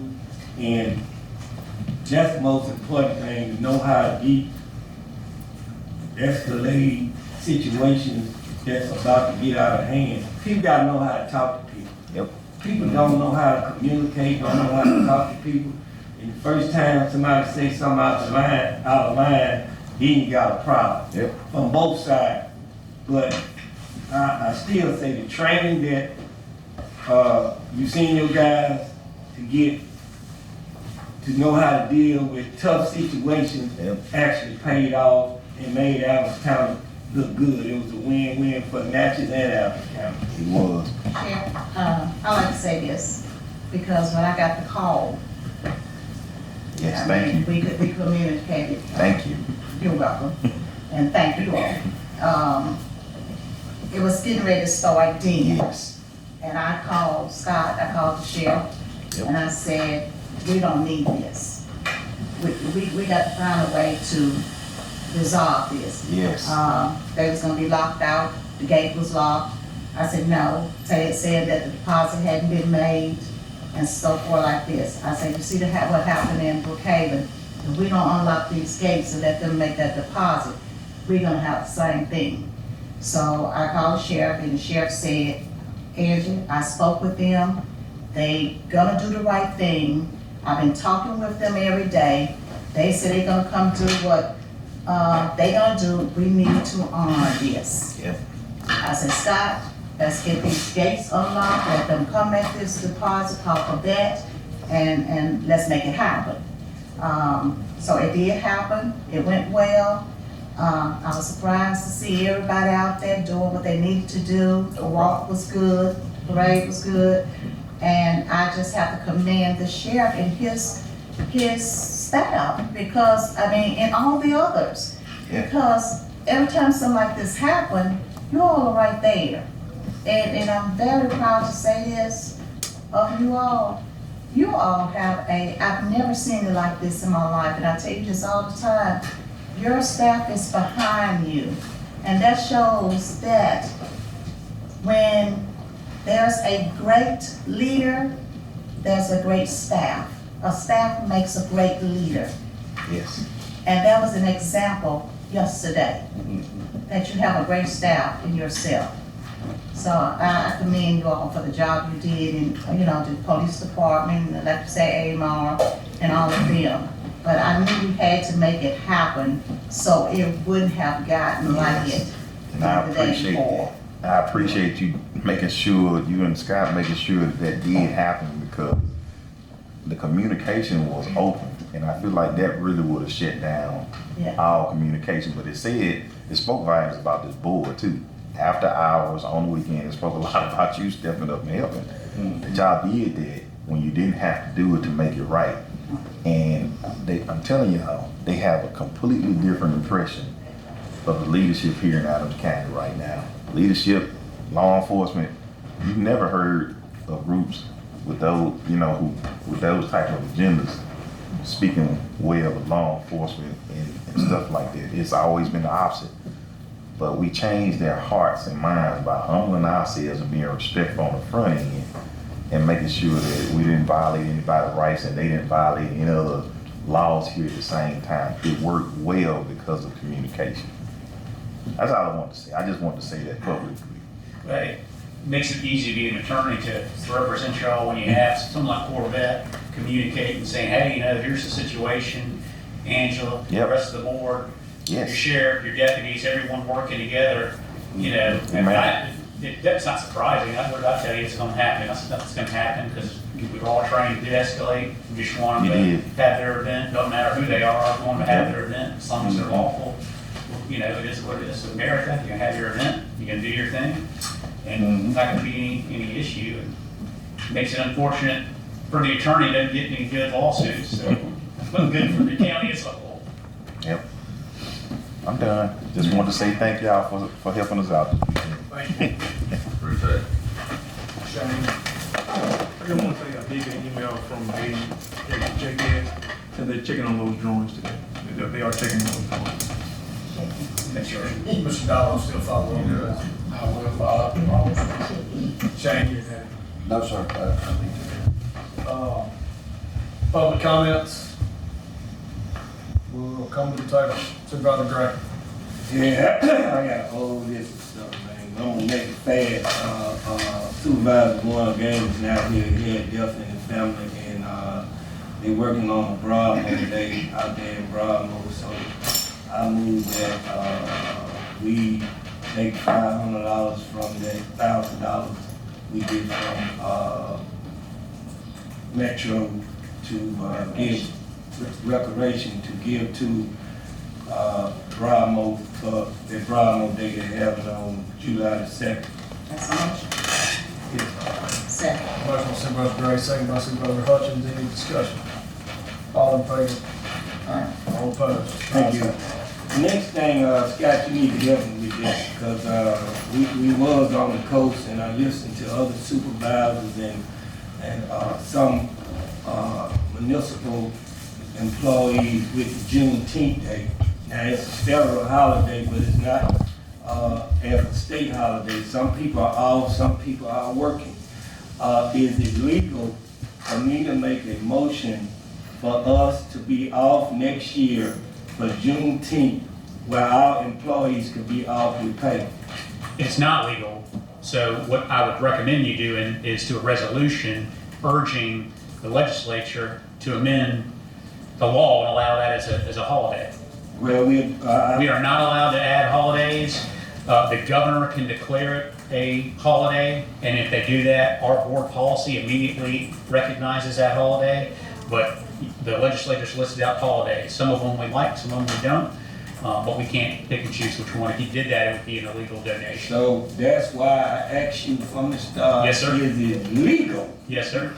And so you want me to make a motion to do a resolution to submit to our delegation to see can they move that Juneteenth become a holiday in the state of Mississippi? If it did, then we would automatically get it recognized like the rest of it. That's a motion. You heard got a motion by Supervisor Gray. Second. Second by Supervisor Hutchins. Any discussion? All in favor? All opposed? Ayes have it. Okay, we pretty much dealt with Longtown Road. We're gonna be able to read this one tomorrow. Yes, sir. Okay, with the medical marijuana, is there anything we need to do, because we was all up there at the conference, and is there anything that this board needs to do before July the 1st or after July the 1st to make sure that if anybody want to open up something in the county, that we have some kind of guideline we got to go by, and just don't have people all over the county just trying to open up a dispensary? And I made the news, y'all. And I didn't know I was on the news until my mama called me and she said, "Oh, you must was eating some potato chips. Your mask was halfway on." I say, well, I asked the question when it come to government, city and county government, And if you own some land, could you lease it out for a dispensary or whatever the case may be? And, from what they told me was, yeah. I don't know for sure, but it's your job to look into that. Yeah. And they also said we could go into dispensary business, but, you know, Supervisor Wilson had to sign off on it. Now, what they said was, Supervisor Wilson, that one of us had to sign off on it. So that's you, Wes. Okay, moving right ahead, we dealt with the swimming pool issue, and I just want to say, I know this county administrator usually say this, and she always said it, but we at the end of the budget year, and then if you don't need to be spending unnecessary money, please don't spend it if you don't have to spend it. You want to do that as a motion, and she Yeah, can send a because we memo got a out? cutoff date, anyway, it's a cutoff date, so go ahead and make that I motion. move that, we temporarily suspend spending only in emergency situations. Till August 1st, August 1st, starting August 1st. that's the motion. Motion by Supervisor Gray, second by Supervisor Hutchins. Any discussion? All in favor? Right now. Needs to be Restart now. immediately. Yeah. Well, that's what I thought. We used to do August, but It usually is, right now, it needs to be started right now. That August out and immediately, I'm thinking immediately. Yeah, So okay. we're gonna, That's we the amended that, okay. I second it. Second by Supervisor Hutchins. Any discussion? All in favor? All opposed? Thank you. Scott, I need to get with you about, Miss Oliver property out there on Martin Luther King or possible EWP. She talked to me about, I get with you after the meeting on that. And,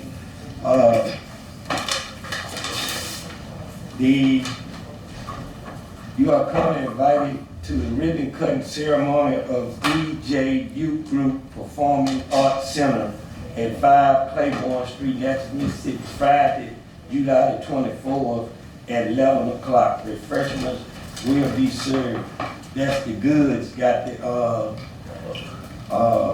lit performance center on Claiborne Street. And they got a building on Claiborne Street, and they finna open up a performance center. They inviting us out there to come join them. Scott gone. I'm gonna do this while he's gone. My sympathy goes out to the O'Byrne family, the Byrne family, the Anderson family, the Davis family, the Reed family, the Martin family, and the Fry family, and the Lowe family, which is Warren Gaines' relatives. And again, to the Frazier family, they've been going through some stuff, and our election commissioner, Miss Shirley Frazier, you know, the last meeting I said she lost her sister, now she done lost her mom, and she lost her auntie before that, and all this happened in 2 weeks span, so my sympathy goes out to the Frazier family. Scott, Southview, where are we with Southview? Pressuring the state to give us some permission to clean it up. I think the $9,000 was the estimate on it. And as soon as we get permission on it, and we're hoping they'll give it to us and give us permission to do it, we can clear it off and do that. Okay. Probably last week, I didn't get in until late, and actually didn't get in for work because it was 6:30. I still came to the office, but only there for half an hour. But that probably delayed us, but we start nagging them until, and I may ask Brandy, who's the kindest nagger that you can do to help me out on that. Okay, could we get something, list of properties that the state own in Adams County, because they need to find a way to start turning them properties over to us or whoever, where we can kind of like get those properties back on the tax roll.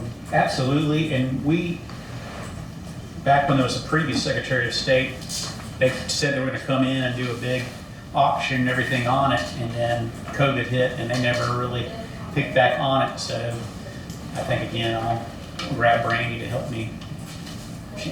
People rather hear from her than me, so. And last, to make this shorter, we did attend the 93rd Annual Convention on the Coast, Empowering Government, 82 county, one voice, and even though the governor didn't show up, he was on the program, but he had something to come up, and he couldn't make it. We did get a chance to talk to your good friend, Lieutenant Governor. He was there. Yep. Yeah, he was there, and the Speaker of the House, Philip Gunn, and I think it was a great conference, and every time I go, I learn something different, and I thank y'all for allowing me to continue to go. And that concludes my report. Thank you, sir. Consultants. Okay, I don't have much because, I guess Ricky took out my report about the Juneteenth.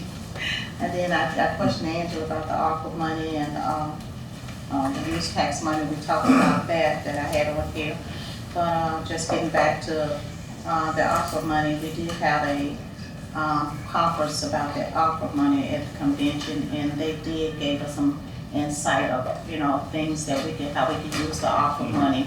And one of them was water and sewage that we had some discussion about in here about water and sewage. Mr. Clowns Hayes was going to be here this morning, but he had to take his daughter to Hattiesburg. I think I had you to bring up about the water issue. Right. But it's not, they do have Adams County water, but it's the pipes. Robert, I don't know if you understood what he was talking about, the pipes and stuff like When I that. spoke with him, what it is Wilson Road and Deerfield Wide, right there in that wide, they put all the meters, that's where Adams County water stopped.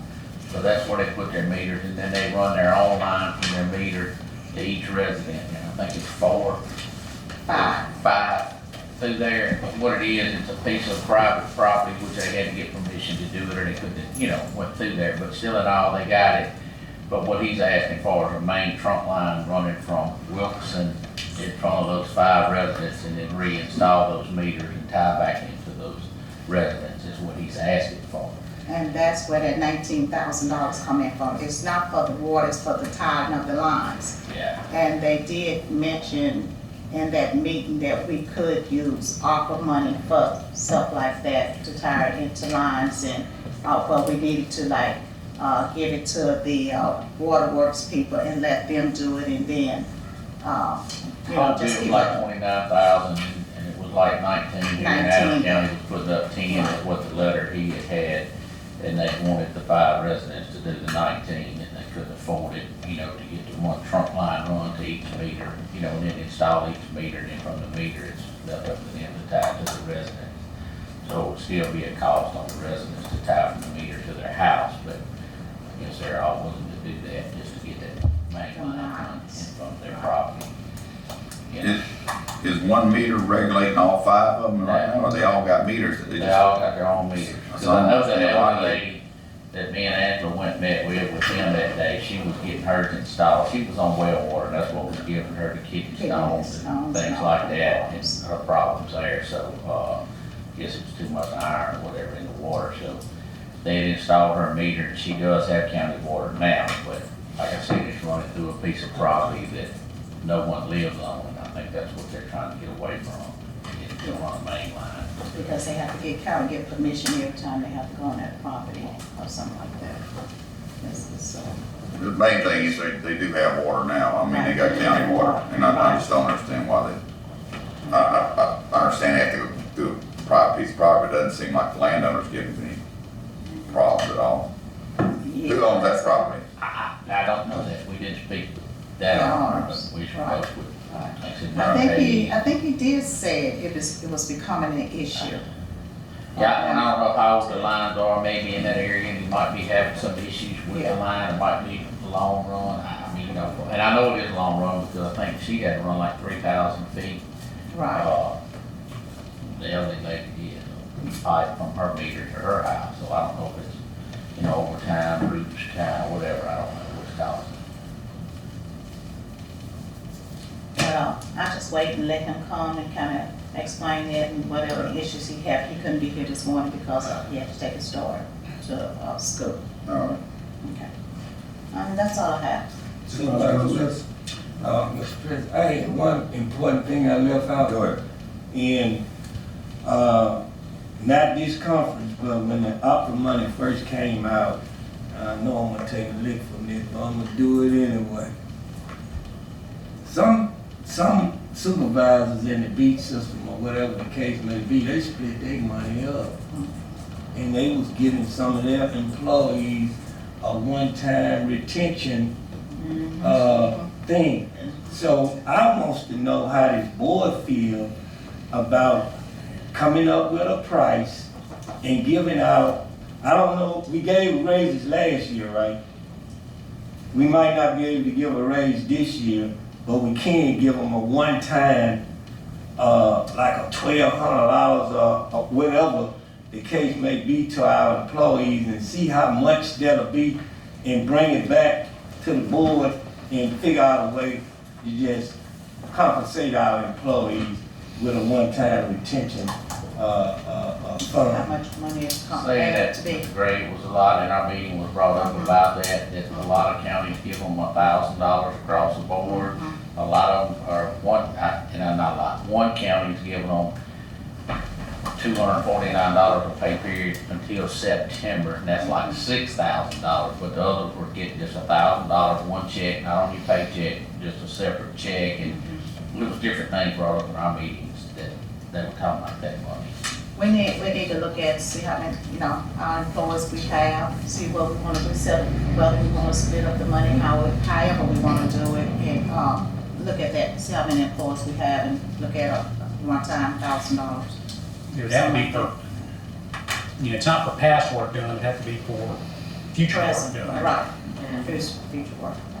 You can't pay It them for was it. just a lot of questions about that. I know I did speak to one lady and she said they used the money for their, payroll, is what they did with their money. Let's put it into It's a lot of payroll. different things. You have to just make sure, because some of the stuff that was done, that's not really just, really legally. I don't mean to cut you out, but whatever we do, I suggest it, make sure it's legal. Yeah, I That's wanna it. make sure it's That's it. legal. You heard so many other things. So many different stories, and some of it is not legal. They did it. Supervisor, Yes. and there are a lot of money for auditing in that. Right. Supervisor Wilson, go ahead. Well, that leads me to something I asked last time, and I want to know what the county owes. Very seldom do you ever get a big chunk of money like that. And, growing up poor myself, when you do get a large sum of money like that, a lot of people just go and spend it, but not me. If I had any debt, I'd be paying it off. I am very worried about the county's finances, and if we got a large sum of money and we can put it against debt, that's what I would recommend we do. I mean, we take some of it, but every time we have a board meeting, somebody's coming up here asking for money for some pet project, and it's just, we're not gonna have any money. So if we can, the reason I need Angie to do this is because I think the people need to have it broke down for them about how much interest we're paying every month or every year on what we owe. And it's gonna surprise some people. I don't know the numbers because I have no idea how much this county owes. But it would not surprise me if we're not paying $1 million a year in interest on debt. It might be more than that, because I don't know the numbers. Brandy might know it, Angie might know it, but I don't. I got a spreadsheet on it. Well, if you could, I know you got a lot going on, but just to help us be very clear about, what's coming up and which ones the interest rates are gonna keep climbing on, because I don't know which ones are locked in and which ones are not locked in. Okay, and thank y'all for adopting L.A. Penn's Road down in Beaupre a while ago as residents. Now they can build 3 or 4 more houses in there because some people wouldn't build in there because it wasn't a county road. So thank y'all for that. Permitting or inspections, I should say. What are we gonna do about that? We talked about that in our meeting. Mississippi Home Builders Association come up with that law, got it passed.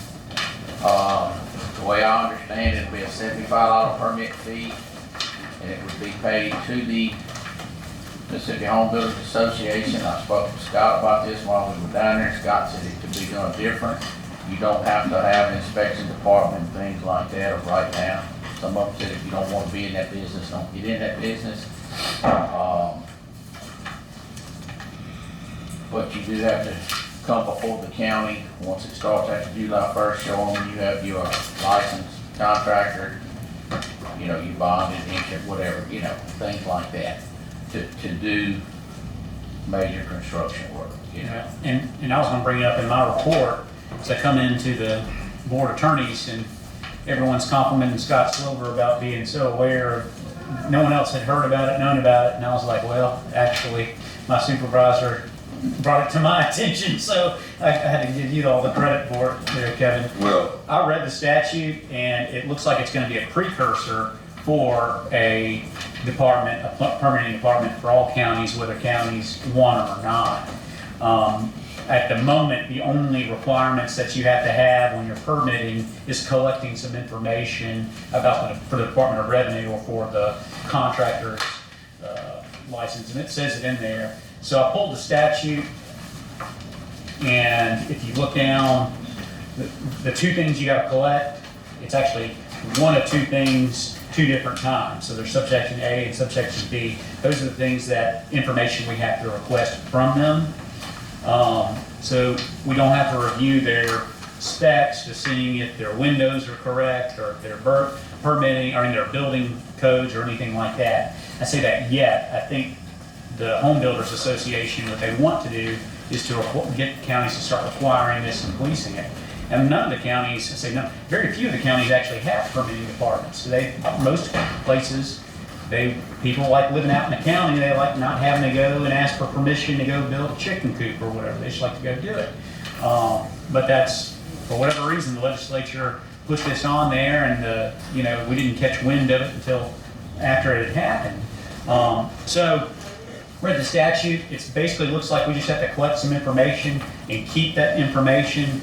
What I kind of threw together for your comments was, if there's a blank for a fee, if we want to charge a fee to collect this information, I suggested that if they came up here for the county office, Corvette had some forms, actually have a form as Exhibit B on there that they would collect, and she would keep that on file. She would scan it, email it to Brandy, who would have it available for public inspection.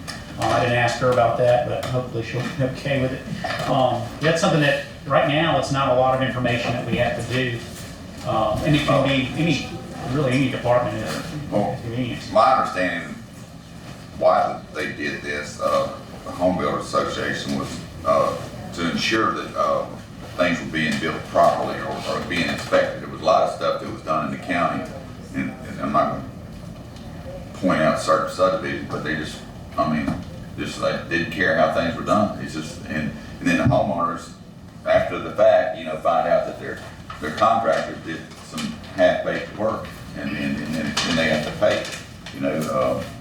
So I guess it's just an oversight more than anything. I think they've tried to do this for 40 years. They've been trying, and they finally got something going on. Yeah. I know plenty of homeowners, they go through the permitting process. It's real rigorous in the city of Natchez, and they still get, messed up. Stuff. Yeah, this will requires that people that are contractors get themselves licensed and so forth. And for us, we have contractors that have that kind of qualifications, but a lot of rural areas don't have contractors that have it. Even contractors that are licensed, they have people working for them under their contractor's license that really can't do the job anyway. I was doing that kind of work when I was 15, so air conditioning, heating, electrical, so I don't know if I was working under somebody else's license or not, but. Okay, and I sent you a text while you were on vacation. I want to know how my favorite board attorney was doing, and you never responded. I thought I did. I called you, and you didn't answer, so you text me. And I said, I want to see how my favorite board attorney was doing, and because he knows how I like lawyers. We discuss this all the time.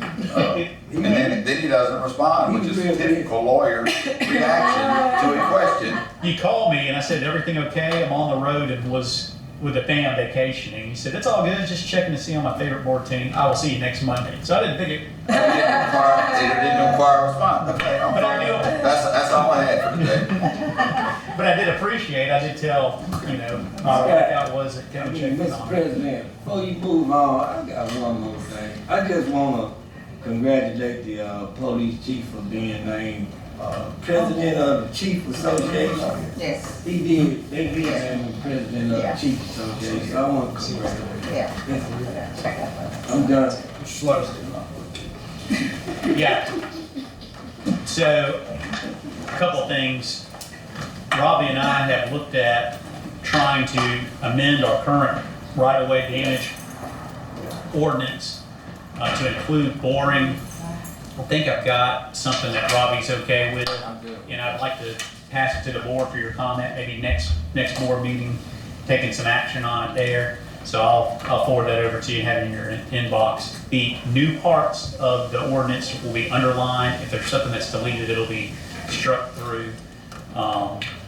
But hopefully that'll be something that's good. We do have to have this permitting available by July 1st.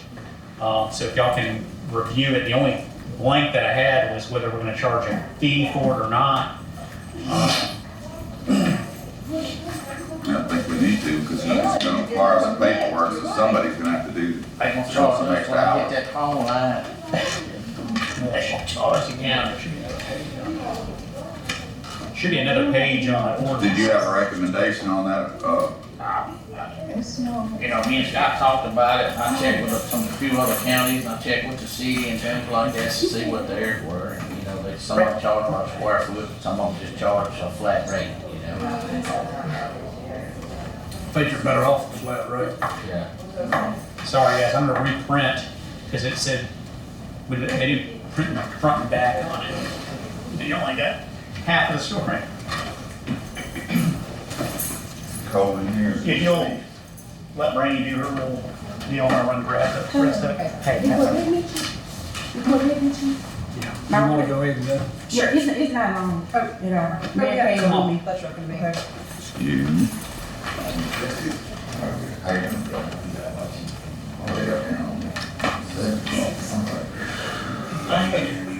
Hey, we need to drink a little more wine, Supervisor. You just got hot. Go ahead.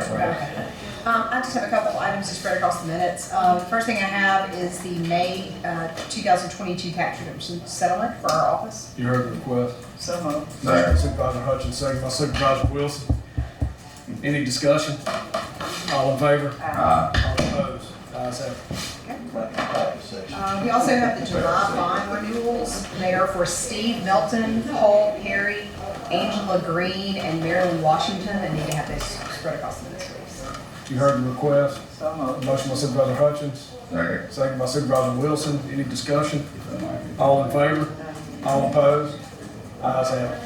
And the last item I have, we discussed this with the board before, that we terminated our contract with our previous auditor for the 2019 financial. And so the firm that we have been working with for 2020 and 2021 has sent over a new engagement letter adding the financial for the 2019. And so just need to have the authority for the president to sign it and myself and to spread the cost of it. Motion by Supervisor Hutchins. Can I get a second? Second by Supervisor Wilson. Any discussion? All in favor? All opposed? Ayes have it. And that's all I have.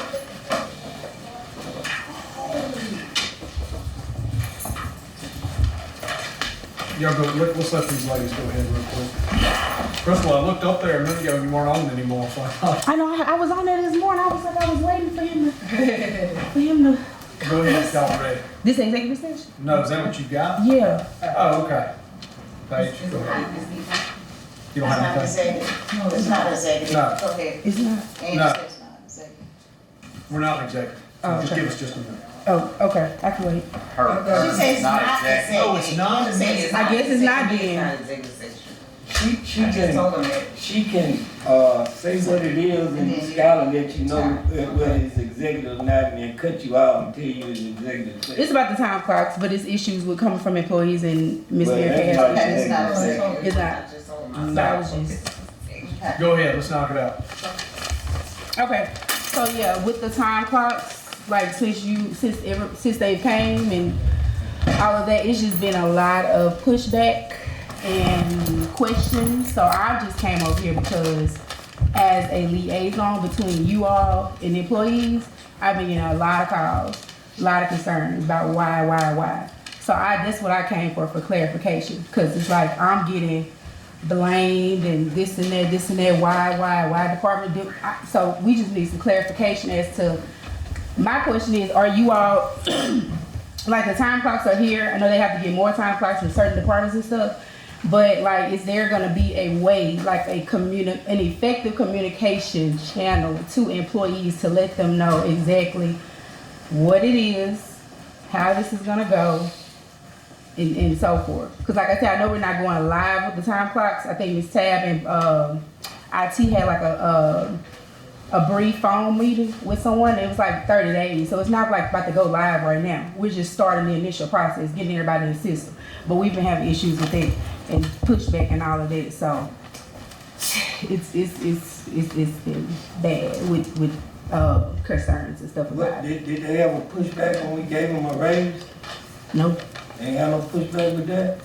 No. We trying to make county government run smooth like it's supposed to run. And I'm gonna let the attorney tell you exactly why he need a time clock. Yeah, and So I can send this out to like everyone? not yet. This is, again, we have not even formally adopted Right. the policies and procedures, but they're not, we're required by federal law to have an accurate calculation of how much time is done, right? So the time clock situation helps better keep up with actual time that y'all are working, and that's what we're required to do. The sheets that we have can be problematic if we ever get sued from a county's perspective on a wage dispute, because it's not a precise timekeeping. Yeah, I showed up this time at this time. Well, that's just what, she just told me that or whatever. I didn't actually do it. And that happens on those wage disputes. I've seen those cases happen where if you don't have a precision timekeeping mechanism, if you leave it up to the employees and that they don't do it accurately, then all of a sudden the employer is liable for it. So that's, federal law requires us to have an accurate timing system. That's why you have to do it.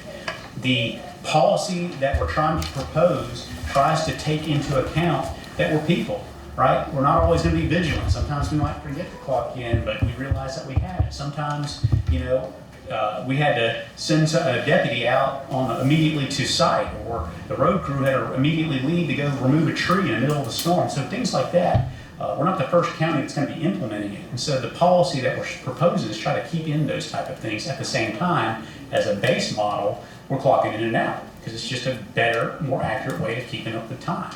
The board got the policy. They're going to review it. We're hoping to get some comments back from the sheriff's office and from y'all and everything, and have a policy in place that keeps the county protected from a liability perspective, but realizes that, we're human, we're not machines. If we were, then we wouldn't really have to worry about the time clock situation. So that's why I've been pushing for it, and I know Supervisor Gray's been pushing for it for that many years. Let me say this, Mr. Attorney, and she came in and said that you got a lot of employees, got a lot of pushback, I got a lot of this and I got a lot of that.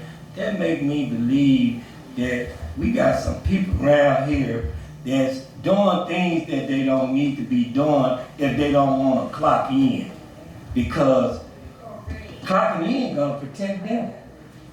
And either they can clock in, a chair will be down here and check them out. So Clock them out altogether, huh? they'll be gone all together. So that's my next move, is to call Chad White. So we gonna try this here system first.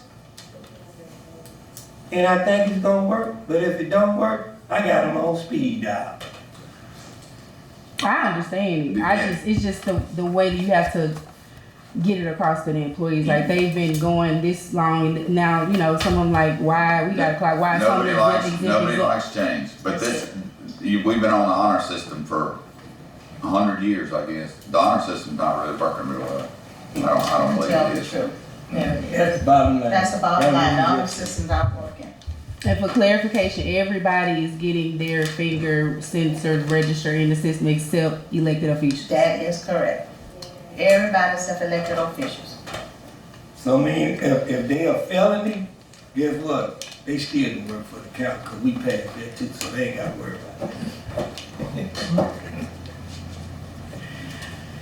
My issues were just some technical things, like I'm an employee that is all grant employed. All my salary is paid from 4 different grants, so I have 4 employee numbers. But as Angie was telling earlier, that'll all get worked out. So that's why I was here, because when they came over to do it and I put mine in, well, do I have to put mine in 4 times and divide all that? I'm also a grant employee, so my grants are required to have a timesheet. So even though I'm putting it in there, I'm still gonna have to have a timesheet in order to that. And they said I asked if there was a way that you could pull it off of there to get the timesheet, but I guess they're gonna have to manually still do one to turn it in, so. And I have another employee, I'm not the only one, but I have one other that has 2 employee ID numbers as well. And so we're gonna have to work that out somehow in doing it, just so that we get paid correctly and the right amounts and everything that they're supposed to with the different employee numbers. Yeah, ideally, it would help you out in your grant reporting process, because then you have a breakdown of how much time you did it. But if it's just for county bookkeeping, you know, then you might have to continue doing what you've been doing when it comes to recording that time and have a single employee number for the county's time as well. I mean, you might just be able to lose. Just turn in the split, and it's something gonna have to happen with it, so. But you're not That two was- different employees, so, you know, they should be. No, I got 4 numbers though for one, for me. So that's why I was last trying to figure out how that's gonna work out. But if that's something we'll work out in the end, it's fine. But that's what I came here today with that, and. But you don't get 4 different paychecks, do you? Okay. I do, yes I do. I have 4 pay stubs, The yes. county sends 4 different paychecks? Correct. I have 4 employee numbers. For the different grants. Well, when it comes to. And it has to be split up on, when it comes down to things, because it has to be split up on the cash disbursement ledger every month, because I have to turn that in, is how much each payroll is, and then I turn in the timesheet with it, and the check stub. So it has to stay separate. Do you get 4 different rates of pay or the same rate of pay? Different? They're different. 4 different rates of pay. The way that timesheet is made, because I've done the timesheet for Cena when I work. They have a place where you can manually enter some things, therefore you have to go in that section and make the necessary adjustments at that time. So it's just something that's gonna be worked out and can be worked out. And that's the way you have to do it, because you are the timekeeper. I am. So you will be the one to be making these adjustments for yourself and for everybody else in your department, where it's just a few people over there that's paying through, because most of the people over there get paid in the state. So you have very few. But before you push that button that says submit, you correct everything. That means you're looking at your other employees also, and anything that's wrong with their time sheet, because they can make mistakes if they miss a punch.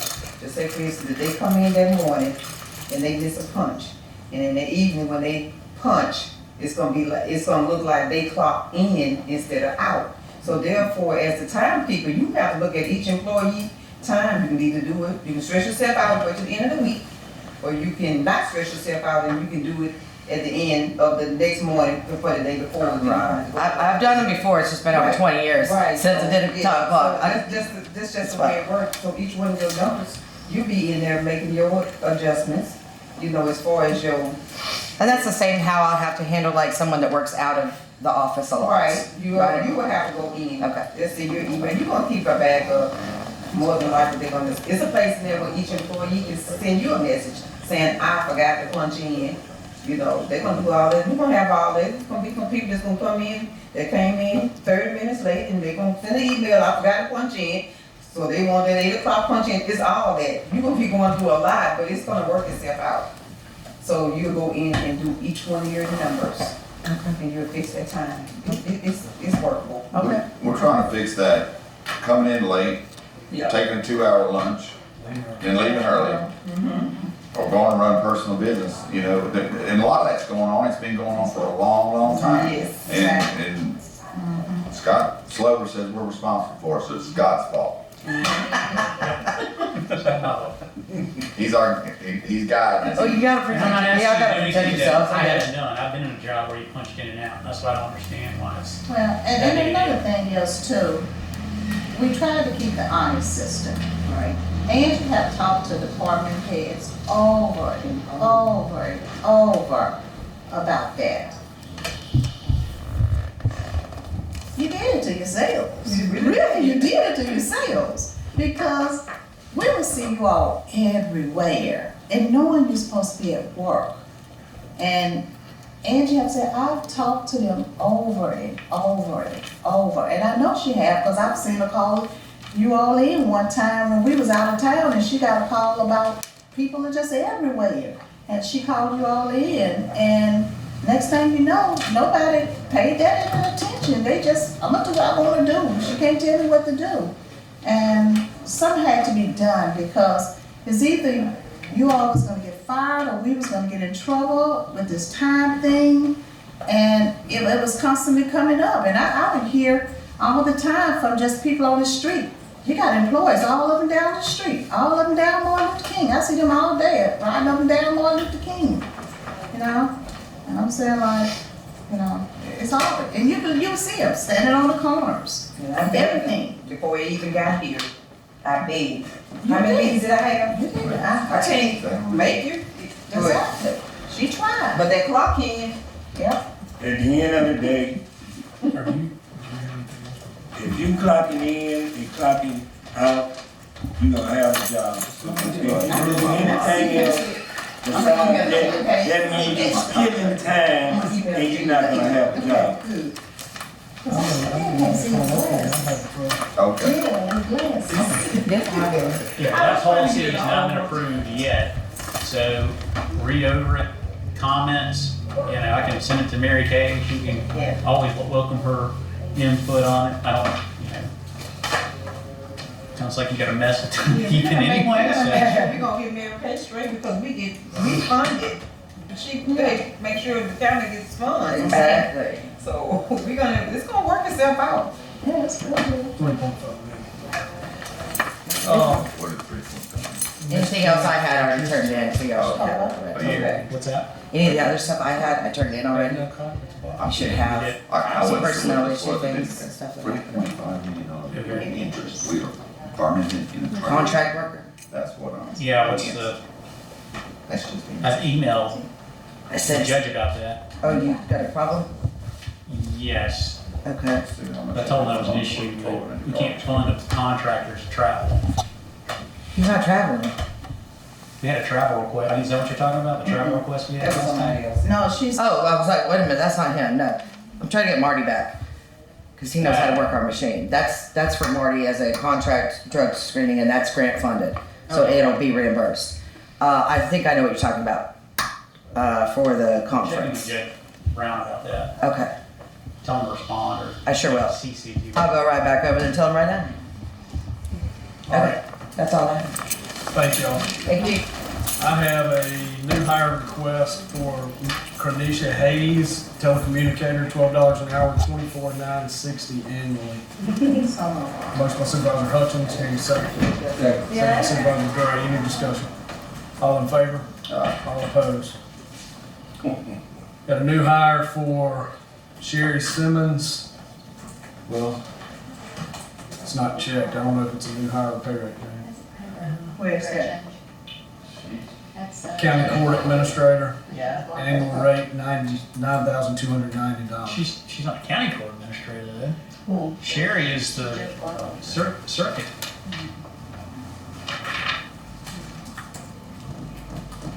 Who's it? She's a circuit court administrator. Sherry County Court only. So are they moving, taking away from Martha? I mean, Martha does the, She's retired. Martha's retiring. Martha's retiring? Yep. Wow. She didn't tell me that. She didn't tell me. She didn't tell me. She was looking right at it too. I doubt that. Who submitted it? Is that someone new that's gonna take a position or something? No, this is suggesting that Sherry Simmons, the administrator for Judge Blackwell, would get the county court's administrator's duties. Do we have that person? I thought, No. no, I thought she was supposed to hire, whoever's supposed to hire, I thought the senior judge is supposed to hire. It was always, in the past, the senior judge, well, it wasn't senior judge, it was always judge. Senior. That's Why what don't it you looks just like. hold on to that? Maybe it's just temporary until she hires somebody. I mean, Doesn't say it's an annual of 9,920. So, $9,290. Got a request explain here. it to me, Sheriff. Well, is that Martha's portion that they wanna give to sheriff? I don't know, but I whoever was just submitted speculating that that's Martha's portion and move it over to Sheriff. You know, the way it works, you know, as far as Martha is concerned, the county paid a portion, we quarter with the payroll, and we got reimbursed. From the county, I mean, the court administrator. Court administration, so it's probably just that portion. Crystal's still out. But should that wait until Martha is gone? Regis, Because that means you double paying. It says July July 1st. July And- first. and the She'll be gone. She will be gone? The AOC caps, it has certain tiers on those too, and Yeah, can't exceed this, and I mean, it's Well, way it more has to be her pay. If it's made, I mean, July first, she'll be gone. That has to be her pay. More back. They just, give her those. Yes. All right, I've got a request here from Mr. Mark LaFrancis for the $1,500 for 2022 Wreaths Across America. Is that already in the budget? That's already on probation. Yeah, that goes on our, We got, we just, we had it, your appropriations are requested for July 1st of this year, so that goes into your budget. it's in the budget, Yeah, that's what I said, no, that's it. but they still have a request. Got a request for Terrence Bailey to travel to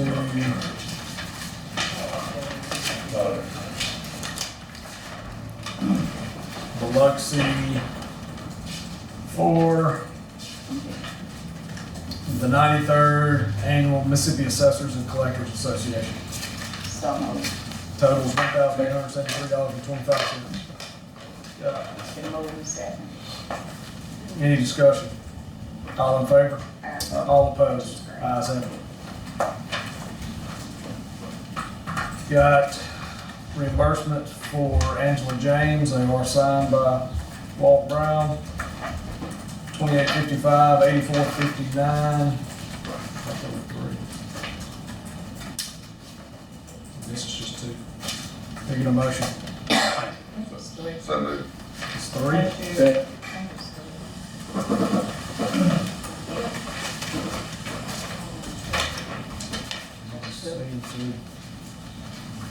I thought it was three, two. You know what I'm saying?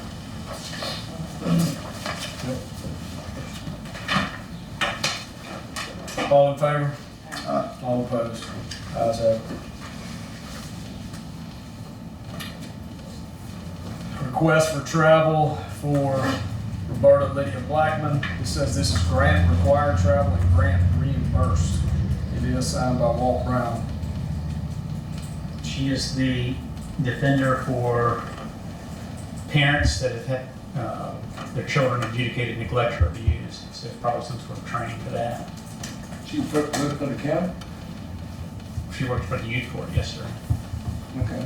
She's a defender for that. And that's the legal services provides a grant for that position.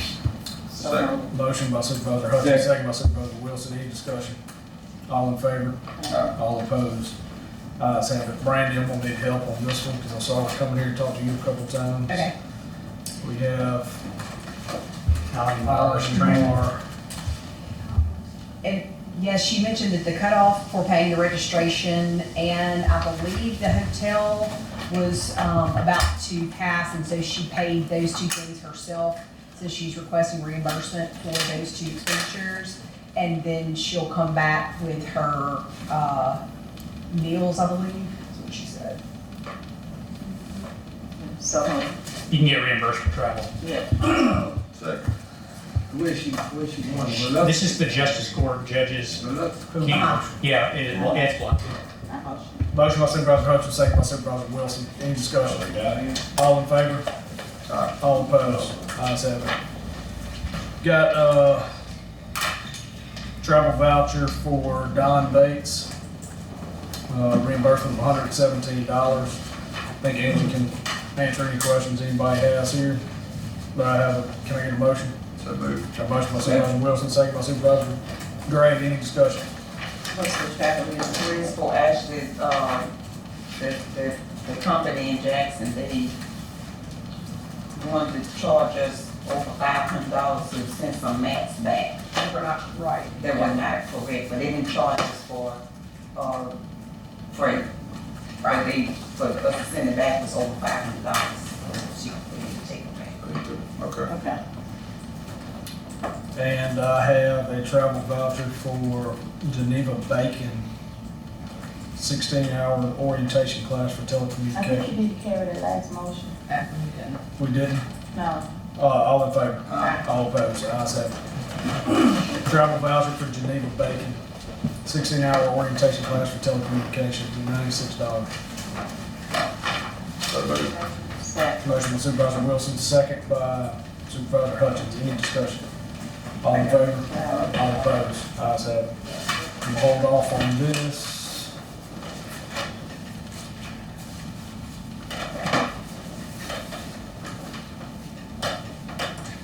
Is this what she's talking to you about? Come on, Mr. President, you about to set a record. Get back to me. We gotta go. 5 minutes on. About that, so don't.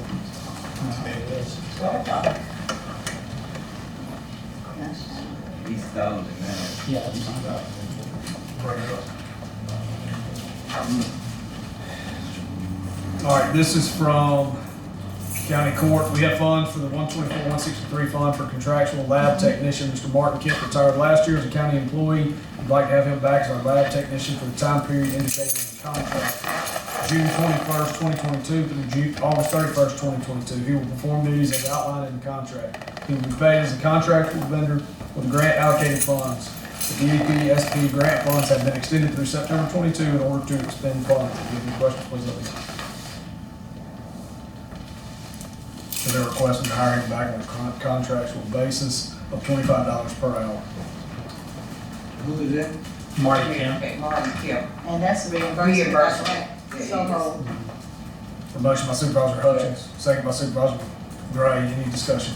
Yeah, the only thing I can tell Mary Kay that judges usually sign contracts, so it should be board. All in favor? All opposed?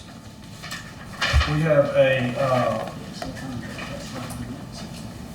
I don't know if it's a new hire or pay rate change, but it's for Sherry Simmons for $9,209. That's for, what Ms. Mary Kay was just mentioning, about she's taking Ms. Griffin's spot. Yeah, that's what they Yeah, say. so it's had to see that. Yeah, Does that keep her under the AOC yeah. amount? Involved, and they reimburse us. So Yeah, it's moved. within there. Nobody knew. That's Yeah, what- that's what it's for. Motion by Supervisor Hutchins, second by Supervisor Gray. Any discussion? All in favor? All opposed? Ayes have it. I did have a question about, Oh, okay. I did have a question about, Ms. Flavis came in and we approved the $511.96. She said the airline ticket. But there's also a form for the same lady for $2,039.28. That's the question I was asking. But is it- Was that The same conference. It's the same conference. Yes. That's why I was asking, was it an addition to what she had already got approved? So I think if you look at these two, Her there's ticket nothing on went up. airline, there's nothing on travel or mileage. This appears to be approval for the actual cost of the hotel registration, and this appears to be approval for airline tickets and travel. I think she said her ticket went up additional $281. No, that's the total cost of the ticket. She just had not bought the ticket yet, is what I'm gathering. Okay. Because there's a copy of it in here, it's $200. So it's an adjustment, it's an increase of $511.96. Oh, okay. Yeah. So, is everybody good with that? Yeah.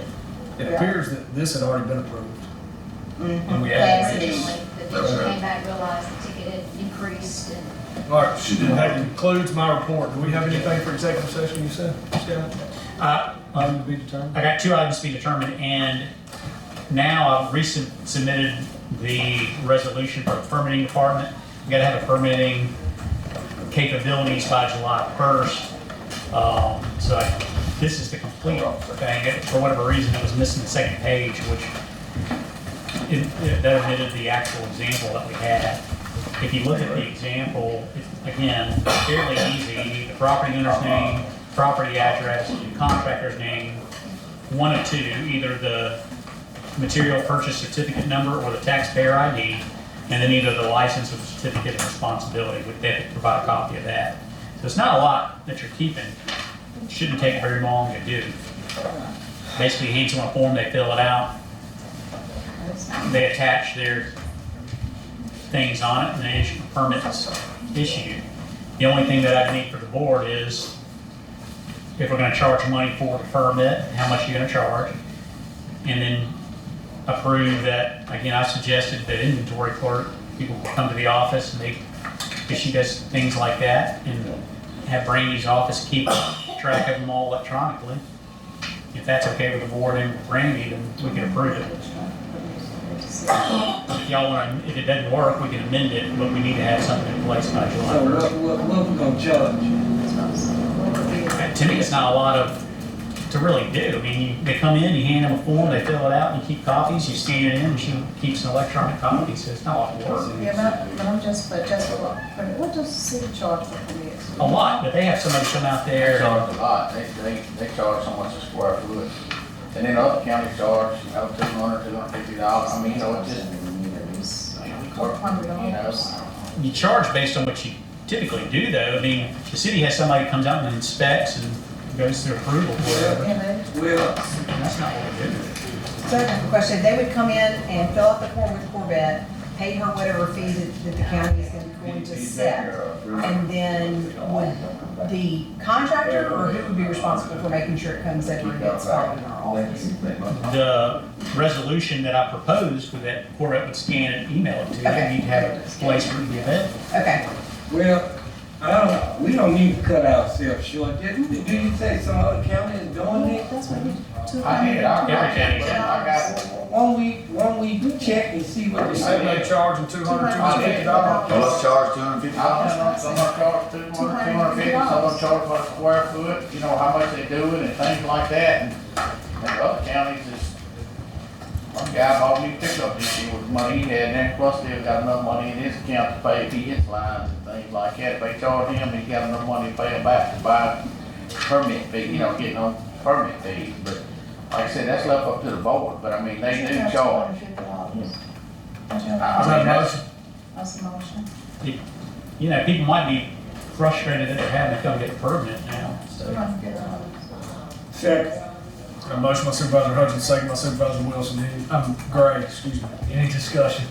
Well, once they pay the money to go in the general fund, Sure. I'm just asking. Okay. All in favor? Aye. All opposed? Ayes have it. We still have an item to be determined? Yeah, 2 items.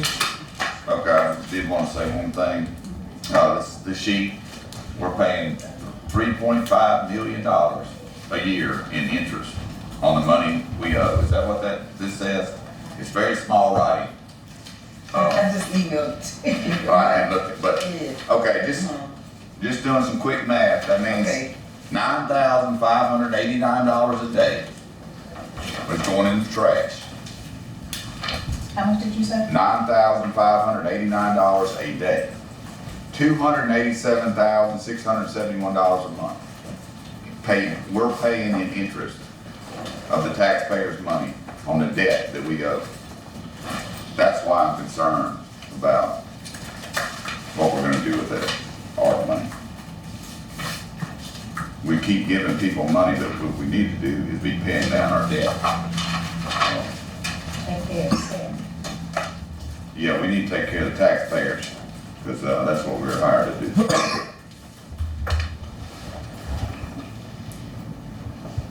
Okay, I'm through with my rant.